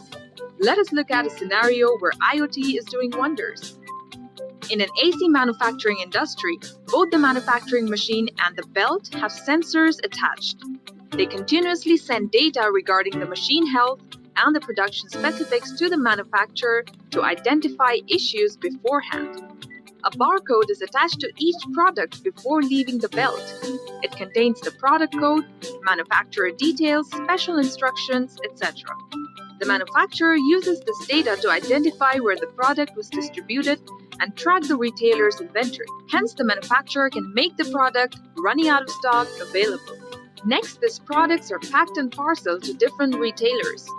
Each retailer has a barcode reader to track the products coming from different manufacturers, manage inventory, check special instructions, and many more. The compressor of air conditioner has an embedded sensor that emits data regarding its health and temperature. This data is analyzed continuously, allowing the customer care to contact you for the repair work in time. This is just one of the million scenarios. We have smart appliances, smart cars, smart homes, smart cities, where IoT is redefining our lifestyle and transforming the way we interact with technologies. The future of IoT industry is huge. Business Insider Intelligence estimates that 24 billion IoT devices will be installed by 2020, and IDC predicts that IoT revenue will reach around 357 billion in 2019, resulting in a lot of job opportunities in the IT industry. Want to become a part of the IoT revolution? Come and master IoT with Edureka.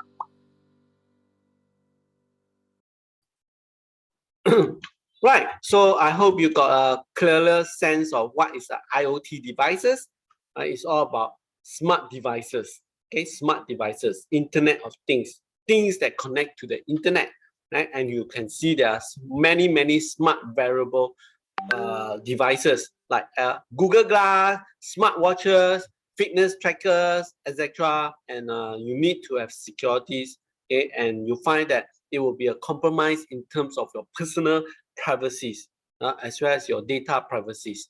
So this is what we're going to look at in this particular modules to further enhance or even to tell you that the importance of internet technologies, the importance of m-commerce. So what are the attributes of m-commerce in this case? This actually came out in the exam before, right? Especially like it was, I think I remember it was in a closed book exam. Then the student come to me, sir, you got teach attributes of m-commerce, man? Nah, it's here in the lecture notes. So the question was like, what is the attributes of m-commerce? A lot of students they don't know. Okay, they don't know, right? But it's all this, it's all here.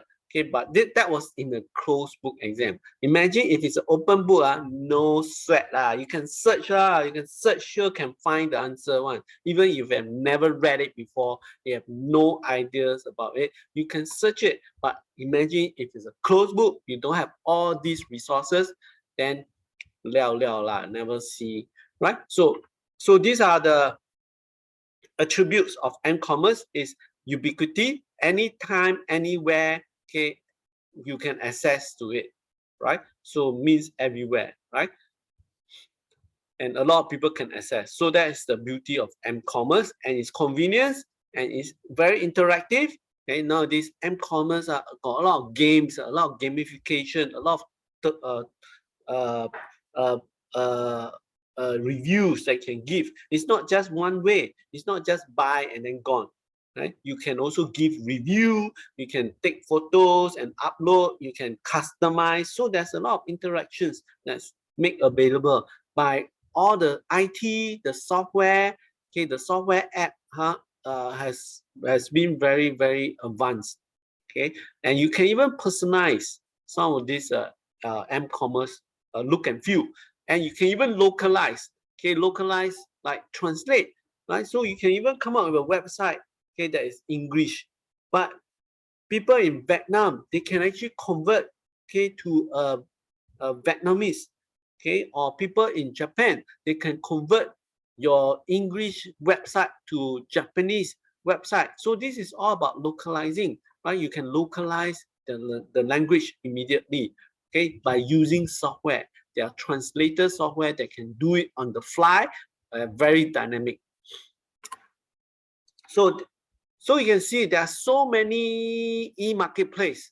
Okay, so the drivers of mobile commerce is also because of the many app, the many e-marketplace that's actually available on your mobile devices, right? If you look at a screenshot of my handphone now, you can see got so many there. You got Shopee, Q10, Lazada, Carousel, Taobao, AliExpress, Taobao Lite, some more got Alibaba.com. They see Alibaba already got so many.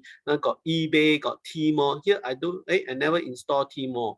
Tmall also and eBay, Amazon Shopping, Lazada, Zalora, Alipay, and I also got merchants as a seller station because I also sell things on Q10, right, on Lazada, right, and Shopback, Eatigo, Easy Buy. Okay, so you can see every day have to go through all these e-marketplace to shop a lot of things already, right? So that's the driver of m-commerce. There are so many apps that makes it attractive and easy to use, and you can literally find anything, okay, shop for anything on a mobile commerce, right? The availability of application is very important. The bandwidth is also very important. There's no use having a handphone but don't have all the app. And most important, all this app is what? Free of charge, right? It's free and it's very low cost. And some of these apps even got the push technology, right? And in case you don't know what the push technology means, you can, and the Q10, they can suddenly push an SMS to your handphone, okay, or pop up a window or notification to tell you that, hey, today got a daily sales or fresh deal on this particular camera that you've been looking at. Right? Nowadays, when you surf, they lock down what are your browsing habit. What are the items they have cache memory to lock down? What are the things that you've been searching for the past few weeks? For example, I've been looking at SLR and camera, right? So the system will be able to understand that look, you're looking for SLR camera. So when there's a promotion, the vendors from Canon, okay, might be able to push some of the promotion or the latest SLR camera into your phone. So this is what we call the push notification alert system. So that's the beauty, and they based on what? Your browser trend. Okay, what have you been browsing? What have you been searching for? So they link up from all this system. Okay, and it's also important to have an increased bandwidth, right? You have to got enough speed. Okay, you need to have enough data plan also, and now data plan is so cheap, unlike what 10 years ago or 5 years ago. Some of these data plan, you only got 1 gig or 2 gig, okay, to play with for the whole month. Okay, so you might not serve so much, but nowadays easily $10 you got 50 gig. You can serve and YouTube like hell and look at the TikTok for many hours, and you will still never exceed the limit, right, or burst the data plan. Okay, so you can see last time my son always burst my data plan, and I have to fork out extra $10, okay, for their extra 2 gig some more, or 1 gig, sorry, 1 gig, $10 for one gig extra. And when they exceed, there's even time that they exceeded 2 gig and I have to pay $20. It's really ridiculous then. But nowadays, $10 from TBG or sign up for GOMO plan, $20, you got 50 gigs. You can live stream the whole YouTube, okay, and you will still never burst the data plan. I used to think, how in the world can they burst my data plan when I've actually got sign up them like 6 gig, okay, times data times 3 for Singtel, okay, data times 4 from Singtel, and they still burst it because, okay, because they have been watching live streaming video YouTube at my home when they never forgot to on the Wi-Fi, and they watch the YouTube video, okay, like in the wee hours, okay, and some of the time they even fall asleep while watching the YouTube. That's where they burst all my data plan. Ended up have to pay another $10 just for 1 gig extra. Okay, so you can see that not only that, it also has to come with powerful smart devices. Okay, and most of our handphones are now, okay, quite powerful and quite fast and got a very big screen that allow us to view things more appropriately, right? So unlike the past, some of the handphones are so small, so tiny, and very slow. Okay, some don't even have a 3G. But nowadays all the smartphones are very powerful, and some of the handphones are even more powerful, okay, and have biggest data storage than some of your laptop. Okay, can you imagine that? Okay, so you can see that now my laptop only got 256 gig. It's almost the same as my handphone, okay, storage capacity. Right, so you can see small little devices, okay, they can now store up a lot of informations. Right, so and also there's a lot of enabling infrastructures, okay, such as mobile computing, such as smart devices, smart wearable devices, and this is going to come, Google glasses. I think 10 years ago, a lot of things 10 years ago, right? I tried to buy a Google glass. Okay, that was like $2,000. And what is a Google glass? This will be one of the in thing, man, in thing. If you know about this Google Glass, this is like a Google Glass that comes with a projector. You know, like pilots, they will project some of the internet information onto one of your corner of your eyes. Right? So you basically can see some of your computer screen, right, on superimposed on your glasses, right? So you don't even have to flip up your handphone to just look at some of the internet stuff, right? So this is what we have. So let me see whether I can see this. Is this working? Thanks for meeting me here. Yeah, absolutely. Sorry, I didn't know if we were going in for the hug at first. So this is a Google Glass, right? So this was quite some time back, but I think Google Glass is going to come very soon. Okay, so you can see that next time, everything, there are students who actually cheat in the exam by wearing Google Glass. That was happening in China, right? So this is like a Google Glass. You wear a glass, and then there's this projection that's going on, and Okay, you played it off well. see this there are all these information. It's just like the smart watch that you have. Some of you got smart watch, right?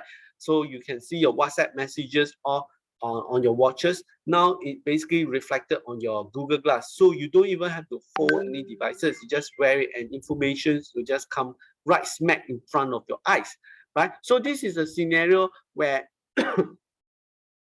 where this guy actually go for a blind date. Okay? So he's actually dating this girl, this lovely girl, for the very first time. And then he even send out alert messages right in front of the eyes. Okay, so let's watch what this smart Google Glass can do. You can see that with this smart Google Glass, who need a handphone anymore? Thanks. Well, it's nice to meet you in person. You too. Yeah. I like your glasses. Oh, thanks. I need them to see, so that's why I have them on. Where did you get them? I got them online. They're pretty new, but thank you. Okay. Thanks. So it's Jennifer Swanson. Swanson. Yeah. Google Jennifer Swanson. See what happened? It was first time that they meet, and they introduce themselves. So the girl introduced her name, then he actually go and Google the girl's name. You can also do the same. Go and Google your own name and see what comes out. It's usually either the first Facebook or LinkedIn. They came out in the first return slip, and some of you might even find your own photos under the pictures. So he actually uses this smart glass, and this Google Glass is actually voice activated, right? It's much advanced than your handphone. Right? Your handphone, you still need to click the icon, double click, swipe, switch on. But if you have got these smart glasses, basically it's all voice command. You just have to say Google Jennifer Swanson, I think, right? So he just voice it out, and then that's That's a lovely name. Thank you. see, she just Google Jennifer Swanson, right? And he realized there's a photo of her with a dog. So she realized that, hey, you have a pet dog or something like this. This is how you can find out information about this little girl, and you can make use of this information to your advantages to have some common topic to talk about. Hey, good, right? Good, smart. Let's watch what else. Do you like dogs? I do. How did you know that? She was surprised that he knows, right? But basically he's using technology to trick her. Lucky guess. And then he said, that's the difference between a Doberman and a Pomeranian. Oh, that's hilarious. Yeah. Okay, Glass, take a picture. What? See, you can even take a pictures, right? Imagine last time you want to take phone, you want to take picture, you have to wait. You can flip up your handphone and then switch it to camera modes and then click on it. But here, look what is so convenient. This is the next wave. Okay, I'm not sure I should say this, but this is the next wave where you use voice command to get things done. Okay, voice command, take a picture and snap it. You will never miss the right moment to take it. Oh, that's hilarious. Yeah. Okay, Glass, take a picture. What? No, I thought I saw something in my glass. Okay. If there's one thing everybody loves, it's Downton Abbey. Oh, I love Downtown Abbey. Yeah. I especially love the one chick, Countess Violet Crowley. Yes, Yes. her. She's amazing. Mm-hmm. Yeah, she has quite the sharp tongue. Yeah. Did you know that role was written for her? And by her, I mean actress Maggie Smith. Wow, we have so much in common. We really do. Run! See, you can see the girl thought that he's very knowledgeable, but he got all the knowledge from the internet. He just Google and then share it with her, and there's so much, and she thought that there's so many common interests between them. But after a while, I think he's got kind of broad, very boring, right? And he start looking at live stream video like football match. Run! Oh man! I know, that's what I was saying. He should totally run for president. Politics are so important. What? You know, if you're distracted right now. Oh no, I'm not distracted. I'm very interested in what you have to say. Okay. So my thoughts on the European Union are pretty complex. I think a lot of people are sitting around. Nobody's making a decision, and too many people need things not to have someone stand up. I know exactly what you're talking about. But what about me? Well, Right. I'm a pretty simple Tell her guy. you're a B student, Zach. I'm a B student, Yeah, try hard. but I try Seal hard. it, you baby. Yeah, You know seal what? it. Hold He on a makes second. sex good. Okay, Glass, end stream. You want to end streams? Yeah, I do. I love creeks, hate streams. What can I say? Hold on a second. Sorry. I don't date guys who use Google Glass. What are you talking about? 5 minutes ago, you didn't even know what that was. Siri told me. Oh, man. Right. So that was just some interesting comedy that trying to show the power. Can you see the power of Google Glass? And this glass is actually connected to 5G, connected to the internet, which means that it has a wealth of knowledge that you can access by voice activations. That's how convenient and fast. Okay, it's no longer information at your fingertips. It's information at your voice command, and you can literally see all the answers that you want. Right? So there are so many enjoyment or entertainment that you can even get from having these wearable devices. Right? So this can only make possible if you have 5G. That's why wait for 5G. And wait for the Google Glass to come down. I'm sure very soon you'll find me wearing a Google Glass. Can you imagine that? Once I got Google Glass, I went to the classroom. I'll literally know all my students because my Google Glass will have facial recognitions. If I stare at one student, okay, I will be able to know his name, okay, without even him asking through my facial recognition, and I will be able to not just know his name, but it will show up that, oh, well, this is my best student. His GPA is very high. Well, very good, smart Alex. Okay, I will know his hobbies, etc. Right? So these are good even for lecturers like me. Right? But when I just simply scan around the class, I will maybe be able to take attendance. Okay, and not having you guys flash your smart card or student card at the tutorial room. I can take attendance by just using my Google Glass and scan across my classes, okay, all my students to take attendance for me. This is all through what? Facial recognition. I can tell you, facial recognition is very matured and it's happening everywhere right now. Okay, so, and RFID is also another one, okay, right. So mobile computing, mobile commerce, mobile devices, smart devices is going to be everywhere. It's going to be very pervasive. Okay, everything is all about Internet of Things, sensors, smart devices, all connected to the internet. When you have devices connected to internet, they're all smart. Why is it so smart? Because they can access, okay, the program on your smart devices can have access to all the cloud informations, and they might be able to control or make decision for you. And we also need an interactive voice response. Okay, so in fact, many years ago, people are already talking about this. Amazon is also selling this on the internet. Smart devices. Ask all recipes for a shrimp pasta recipe. My recommendation is champagne shrimp and pasta recipe. Main ingredients are shrimp, mushrooms, plum tomatoes, cream, and Parmesan cheese. Mushrooms. Tomatoes.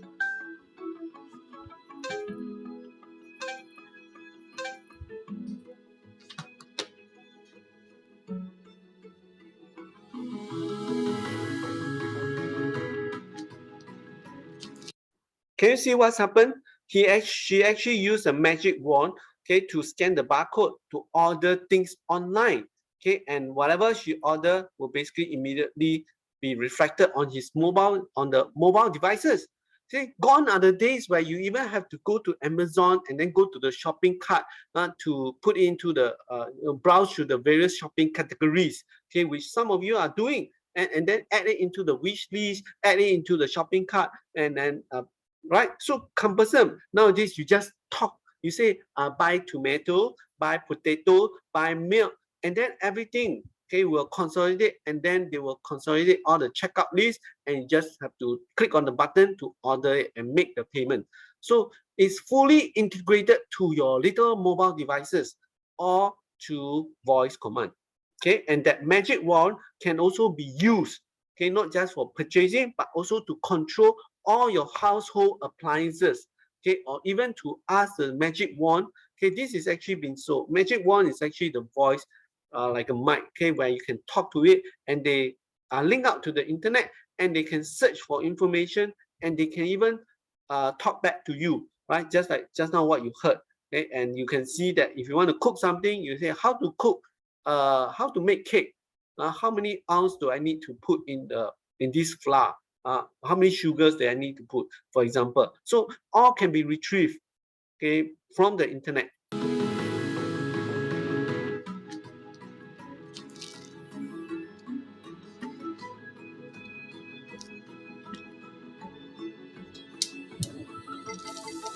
How many ounces are in a cup? 1 cup equals 8 fluid ounces. Buy white wine from Prime now. Your favorite white wine will be here between 4 p.m. and 6 p.m. Dim lights to 70%.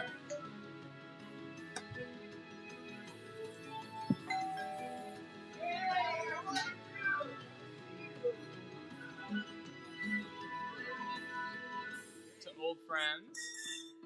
Good to see you guys. So having this magic wand, say it, scan it, okay, and the operating system is actually called Alexa. Right, so this is actually a magic wand, but I can tell you now they even have a home smart voice system. You don't even have to hold or go and find this magic wand or this little mic, right? You just simply have to talk to the home. So you have a voice, that a surround voice system that can basically hear you from anywhere. All you need is give your home a name. Like for example, your home is called Simon. You can say, Simon, switch on the fan. Simon, turn on the heater. Simon, off the aircon. All this through voice command. You don't even have to hold this wand. That's the futuristic, and it's actually not that futuristic. It's coming soon. Okay, it's already made available for a lot of the smart. That's why we are looking at smart home appliances, smart home. Okay, the next wave is your home is going to be intelligence. Okay, with all the sensors, with all the utilities meter that can help you to control the expenses at your home and to know your home, right? I can even say, a fridge, is there any Yakult in the fridge? If not, then go ahead, order. I don't have to go to the fridge to look for whether some of the supplies are there. Okay, so the m-commerce, okay, how does it work? It's all working through wireless. Okay, and how all these wireless all add up is through all these transmission tower. So you can see some of these satellite discs, right? Big satellite discs. If you pass by this BKE at the junction of BKE and PIE, right? And also other places. So this is where the satellite disc talk to the disc actually talk to the satellite right up in the sky, in the space, and then they go through all these wired channels also, right? As well as through various radio wave technologies, right? And back to your web server or your cloud computing, etc. Right? So these are roughly the kind of the infrastructure. But don't worry, usually I don't ask students to draw the infrastructure. Okay, so this is another scenario where at the shopping center, even for any shop, nowadays all wireless, everything is Wi-Fi. Wireless communication is the in thing, because it take away all the wiring, all the untiring wiring that is necessary, and a lot of the smart technologies like smart cameras, can be wirelessly connected. You don't even have to lay all the cabling. No longer cabling is required. Even your point of sales terminal, right? If you see some of the cordless point of sales terminal, which I actually used to sell, okay? I used to come from Slumberjay and Verifone, right? If there's time, we can talk about that. My previous two companies, okay, where I actually sell point of sales terminal, okay, and cordless, wireless. Okay, we go around the region to market the credit card machine, the debit card machines. Okay, and you can see that is the point of terminal that accept all the smart card. Okay, the credit card, the loyalty card, and also the tablets.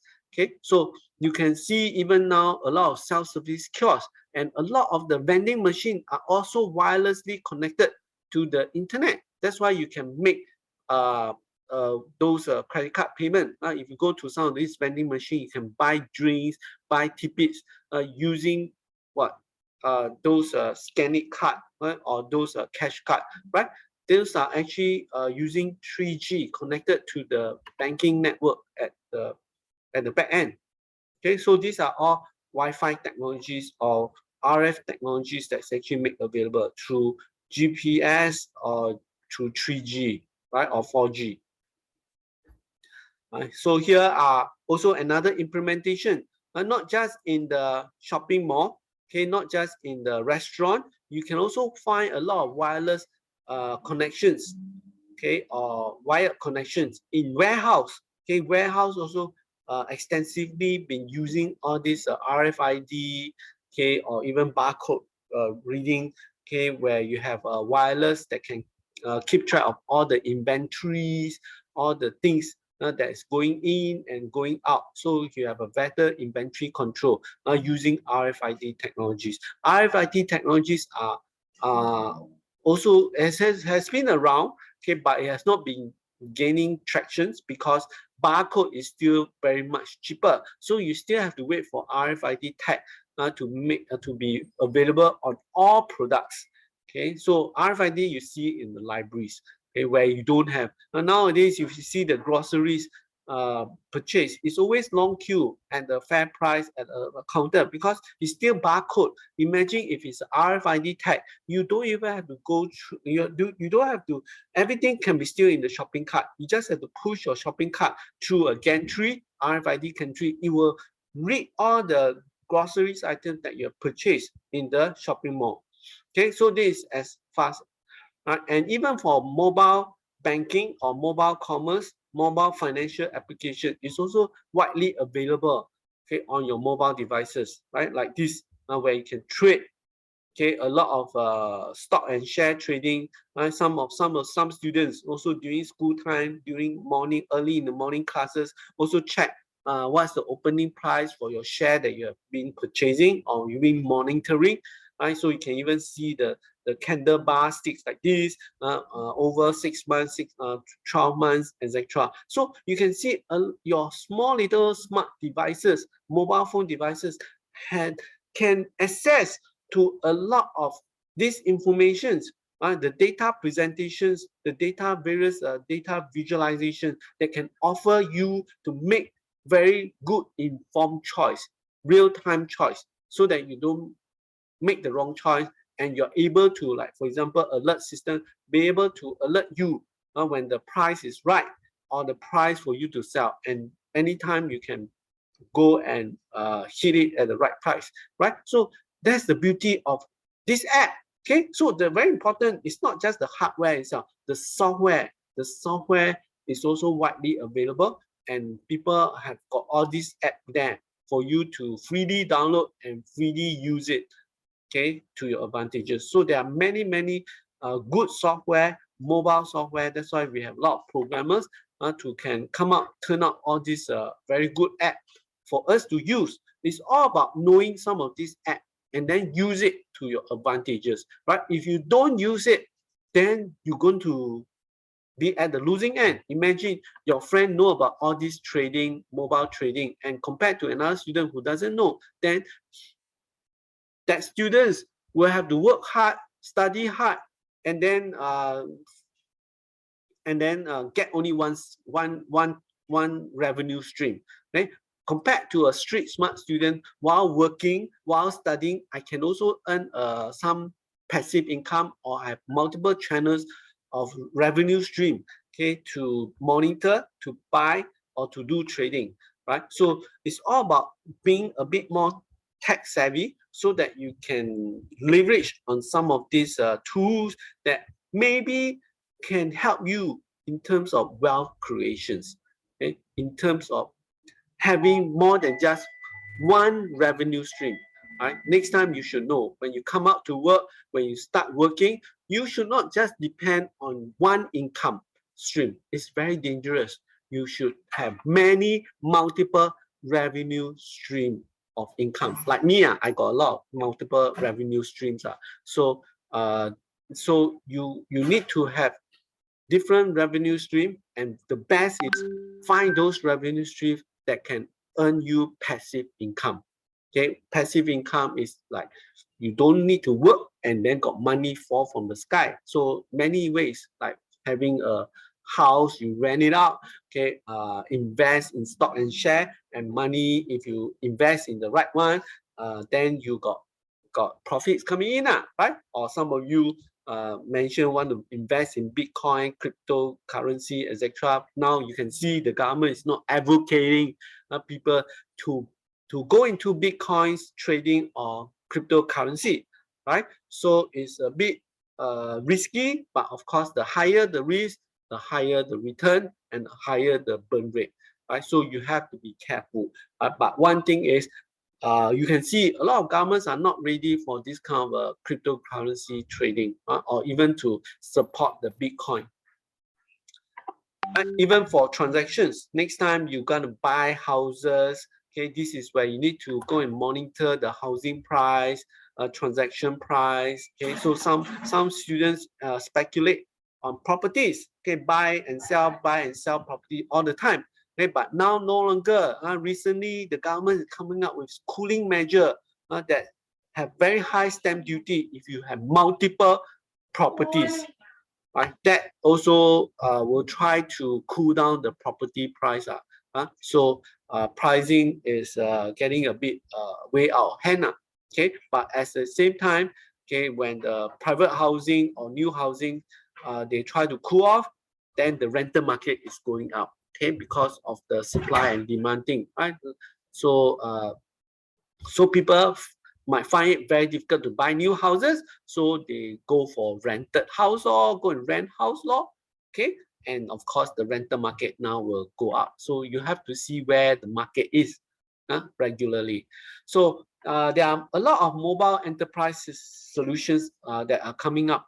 Okay, so everybody are embracing mobile technologies in all industries, even for logistics, DHL, warehouse, security guards, they all got walkie-talkie, they all got some mobile collaborations, right? Even for delivery guy, right? You can see that every time they deliver something, they will snapshot of your door unit number, and then they will use it as an evidence that they have delivered the parcel, or the parcel has actually been delivered safely, right? And some even offer their handphones to basically get you to sign off as a digital signature to verify that you have actually taken over the parcel, right? So people are adopting these mobile technologies, okay, as a part of their work process, a part of their work framework. Okay, and especially in inventory, right, in warehouse, a lot more they are actually using these mobile technologies, such as using the QR code, using the RFID technologies, so that they can do inventory stock checking in a very fast and effective manner, right? And similarly for gaming, right? Gaming is also a very big industry and a very lucrative kind of industries, where you have a lot of gaming that is being introduced. At one time, there's an Angry Bird, okay, there's a Pokemon, okay, so there's a lot of gaming that's up and coming, and a lot of those game inventor or creator, they become very rich overnight, because there's a lot of people who play their games. Okay? And that basically bringing a lot of advertising money for them, right? Healthcare industries are also going not just the E way, you know. So you can see a lot of industries, service industries also, they are not just going the E way, they are also going the M way, the mobile commerce way, the mobile entertainment way, the mobile shopping, because more and more people actually do transaction on your handphone than on your desktop, okay, on your laptop machines, right? In fact, I do a lot of buying actually using my handphone instead of through my laptop, right? So you can see the convenience that the mobile phone. In fact, most of our payment are also tied with our mobile phone. Our one-time password, our SingPass, our token are all tied with our handphone instead of the laptop, right? So there are a lot of things that you can use, okay, on the mobile devices, on the smartphone devices. That's why the smart app is a lot of applications are being turning out every day, right? So people are also using tablet to order food by themselves in some of the restaurants. That's why you can see mobile commerce, right? Tablets are also mobile devices. They are also using mobile devices like tablets to basically ensure that they are all what's all this? That's happening over there, right? So even for hospital, right? Hospitality, service industry, even for hospital. That's why you see I even do my my medical appointment, okay, using mobile phone. I do my stock and share trading also using my mobile phone. I do my bank transfer also using my mobile phone, right? Unless you want to see a lot of things, then you go to the laptop or desktop to do it. And the other thing that is also happening, okay, only on mobile devices is the GPS, the location. Now you have got L-commerce, right? You have heard so much about C-commerce, M-commerce, right? Now you got another one called the L-commerce, right? We have also seen earlier the Facebook commerce. What is this L-commerce? Obviously, it's about location-based, right? So a lot of things you can do with your handphone GPS, right, to be able to know where are your customers, know about your whereabouts, and you can use that for navigation, for tracking, for even having alert notification to you. Right? Imagine you walk along Orchard area, then because of your GPS, they can realize that, hey, you are near my restaurant, you're near my cafe. I can push a notification to you that, hey, now we got happy hours. Why not you bring a girl in and get your girlfriend free of charge? So first, or you can even get the first drink free, right? So these are marketing tactics that can use, that can leverage on this location-based or GPS features. Right, so location-based, of course, also use their GPS satellites, right, to locate where you are. Sometimes they need more than 3 GPS satellites to locate, to plot your axis, to plot your coordinate. Or sometimes even you off your GPS, you might wonder, hey, I not off my GPS. How come they can still know where is my location? That is because of the Shell station, your telephone cell. It depends. They can actually find that where are your signal strength nearest to my telco cell station, phone station, so they can identify. And based on the location of the cell station where your signals, your handphone signals is the strongest, they will know whether you're near, let's say, Clementi or Jurong or near certain MRT. So this is another way around the GPS, using the telephone network cell station to locate on whereabout. And these are sometimes used especially when you are indoor.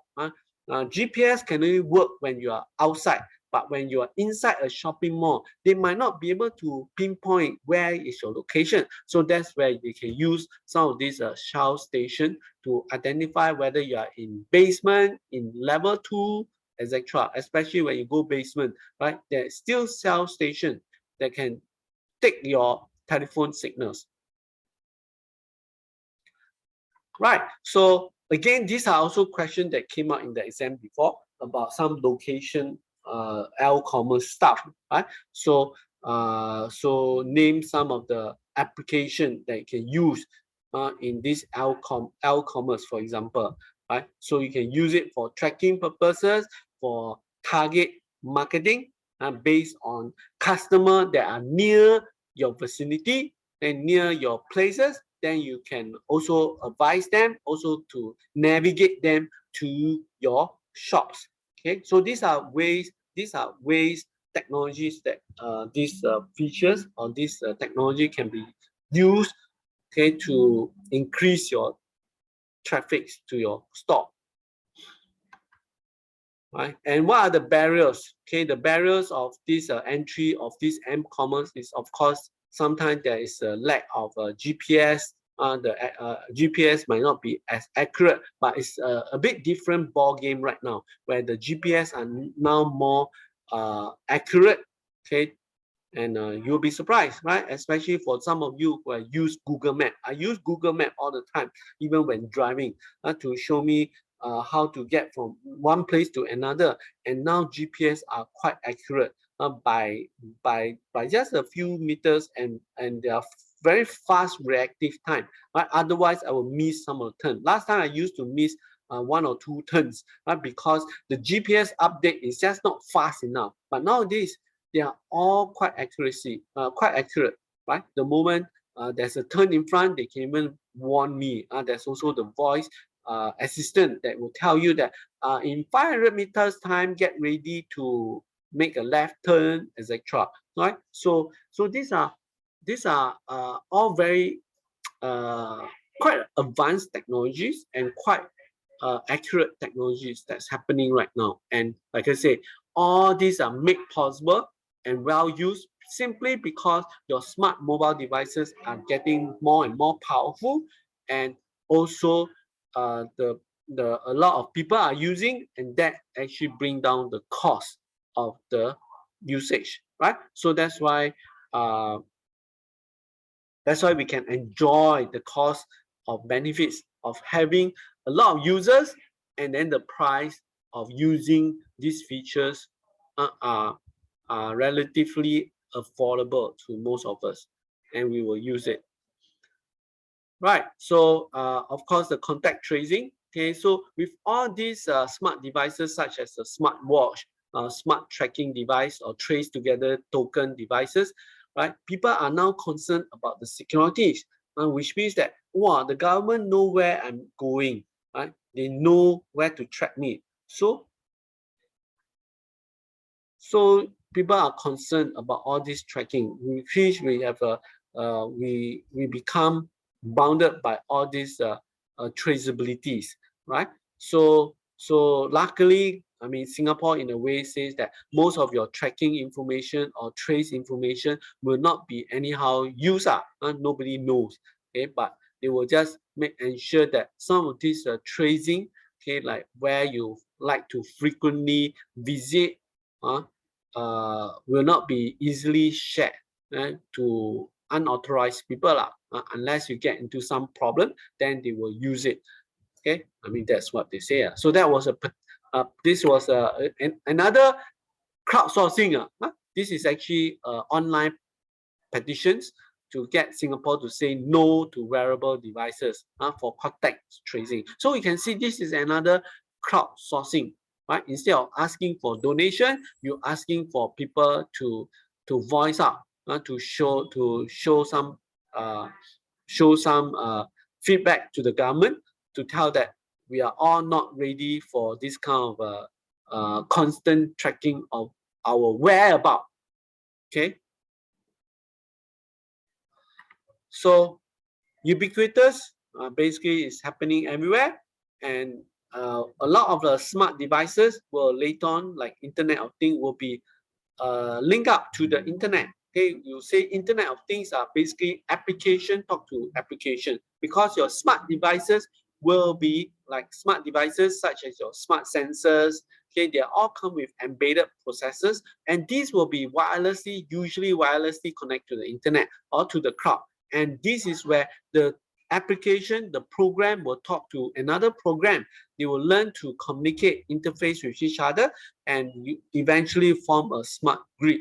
And all this information will later on be locked down, and that can actually form what we call the big data, that can know about the trend, the kind of habit that you have, and where you usually patronize, okay, where do you always go, where you always drive to, etc. So this information, if it fall into the wrong hand, then you'll find that people will be able to understand your daily life more clearly, right? And that they might use it for your disadvantage. For example, they will know that, hey, every time Monday to Friday you are always not at home. So that's the time where I can actually get into your house and steal some stuff, etc. Right? So smart grid is basically a lot of connection. There will be a lot of mesh connections, right? All connected to each other. All the sensors will work together, gather informations, sense things together, and they might be able to bring all this information back to one of their network center, and they will be able to do a lot of analytics. Okay, so that's why now a lot of the big data scientists, okay, are being employed to do all these things, to be able to understand, okay, things that's happening, and they are able to fall back on some of these tracing informations or logging information to basically find a little bit more things about you. Okay. Smart nations is coming also, right? You can see that PUB are also coming big. So far, I haven't seen a lot, okay, but at least for my house, I still don't have a smart metering. But this is what's going to happen, at least I think for the next year and this year, right? So hopefully the PUB is going to mount a smart meter, right? A water meter, which means that all your house will have a smart metering and maybe a smart UI to even tell you, nowadays my utilities bill, I'll know my usage only at the end of the month, okay, when the bill comes in. But no longer will that be necessary, right? If you have a smart water meter utilities that is being mounted on your house, well, every day you will know, okay, what is your utility usage like. Okay, so this is also very good information, especially for whoever is paying the bill, like me, right? So that I know, hey, my son has been using a lot of water for their bathing, or my daughter has been using a lot of aircon, and okay, and I will be able to identify who are the one who has been using a lot of water, and when was the water usage being used, and who should be fined. Okay, I might be able to put a threshold, a benchmark on the daily usage for using my water and also my electricity, right? So it seems that that I'm a parent. Okay, I'm someone who always want to control my kids' usage. Well, that's because you guys, maybe some of the kids doesn't know because they're not paying the bills. Once you become the one who's going to pay the bill, then you will know where I'm coming from, isn't it? So anyway, I'm actually seriously looking forward to PUB start installing all the smart water metering or electricity metering all in my home, so that I can know my daily usage, right? And I can control them better, right? So this is all smart, right? Smart metering means you might not even have a PUB guys coming every month. You know, nowadays every month every alternate months you have a PUB actually come to your door to basically read the metering, and then so that they can bill you later. But with this smart water metering means they no need to come here, okay, and they will know the kind of utilities meters that they should, or usage they should charge you, right? So the same, I've been talking about all the wireless sensors, Okay, so there will be more security cameras that is going to be mount up, because if you look at the security camera right now, you need electricity, you need videos, okay, to be recorded. But once you have got these IoT devices, smart surveillance camera, everything can be wireless. You take away the wire, and all this recording, wireless recording, can also be live streamed back to your cloud server. That also save on the data storage, instead of saving all your videos on the local devices using SD card, which might run out. But once you have a smart surveillance camera, it can basically go by 24/7 live streaming all the while without having the data storage being used up. Okay, and you got real-time streaming, live streaming. Okay, so this will definitely be up and coming, especially in China. They are already working on having all their states, all their different places, all mount with security cameras. And you can see that also happening in Singapore. Just look at the MRT alone.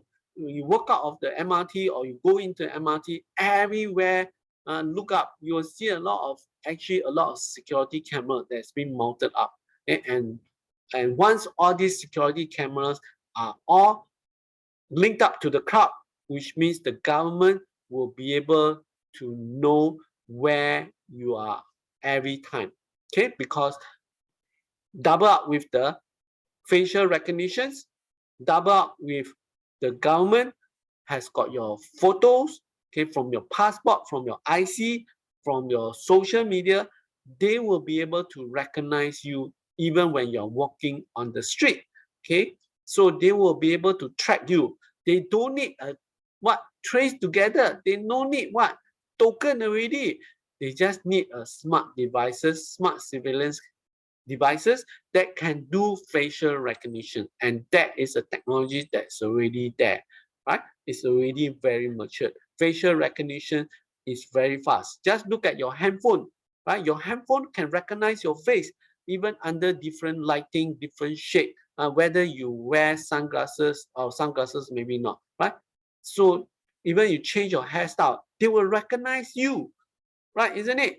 Now, some of you actually use the facial recognition to open up your handphone, to open up your applications.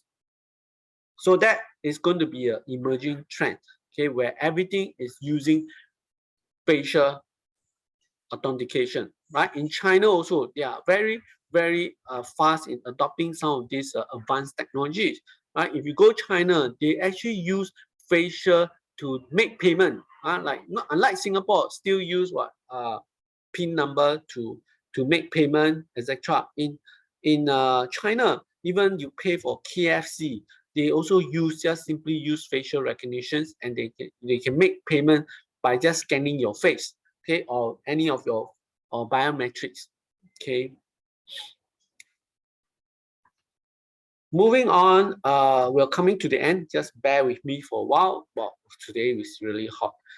So you can see security is fast and become everything digitized. Right? So you can see the recent case of the OCBC scam, right? The SMS phishing, right? So as much as the MAS coming up with a lot of rules and regulation to ensure there's a secure e-commerce transaction or m-commerce transaction, it's just simply always not enough, right? When they first introduced this second factors authentication, other than just your simple login and password, right? It's just not enough. They have also got the one-time password, but now apparently even the two factors authentication are just not enough to ensure, okay, that the transactions is secure or even is a valid transactions, right? So now you can see MAS is coming hard on some of these banks, and in fact I think they are asking the banks to ensure that they beef up on their security for the next 2 weeks, and they are also telling the banks that stop using SMS with the link to get people to do some of these transactions, right? To validate some of these transactions, right? So you can see that the securities are ever are ever advancing, right? The hacking are more and more sophisticated, and it's very, very difficult to detect or even difficult to prevent, right? Even like some of the government agency like Sing Health, right? It's also been hacked before, right? So you can see that they even steal medical information of our leaders. Okay, and this is also very important. The health conditions of the government's leaders are sometimes of utmost importance. Okay, otherwise people know that, oh, your leaders are very weak or got this illness. They might be able to try to manipulate the governments. Okay, come in and then destroy your leadership or destroy your government. So that's why sometimes the health, okay, of the even the leaders, okay, is very important. The well-being, basically the well-being. So the last portion we're going to talk about this BYOD, which is actually bring your own devices, bring your own application, right? So there are a lot of companies also allow their employees bring their own devices, and the problem with bringing your own devices can sometimes compromise your company's securities, where people can take photo of some of the confidential information and WhatsApp to somebody or WhatsApp to your competitors, right? Where you have a very secure intranet, where you have a secure network, but then people bring their own devices. That could be a compromise in securities, where they can just use anything. One good example is the army, like my son. Now he's attached to one of the army, right? And they forbid the soldiers to bring in their own handphone.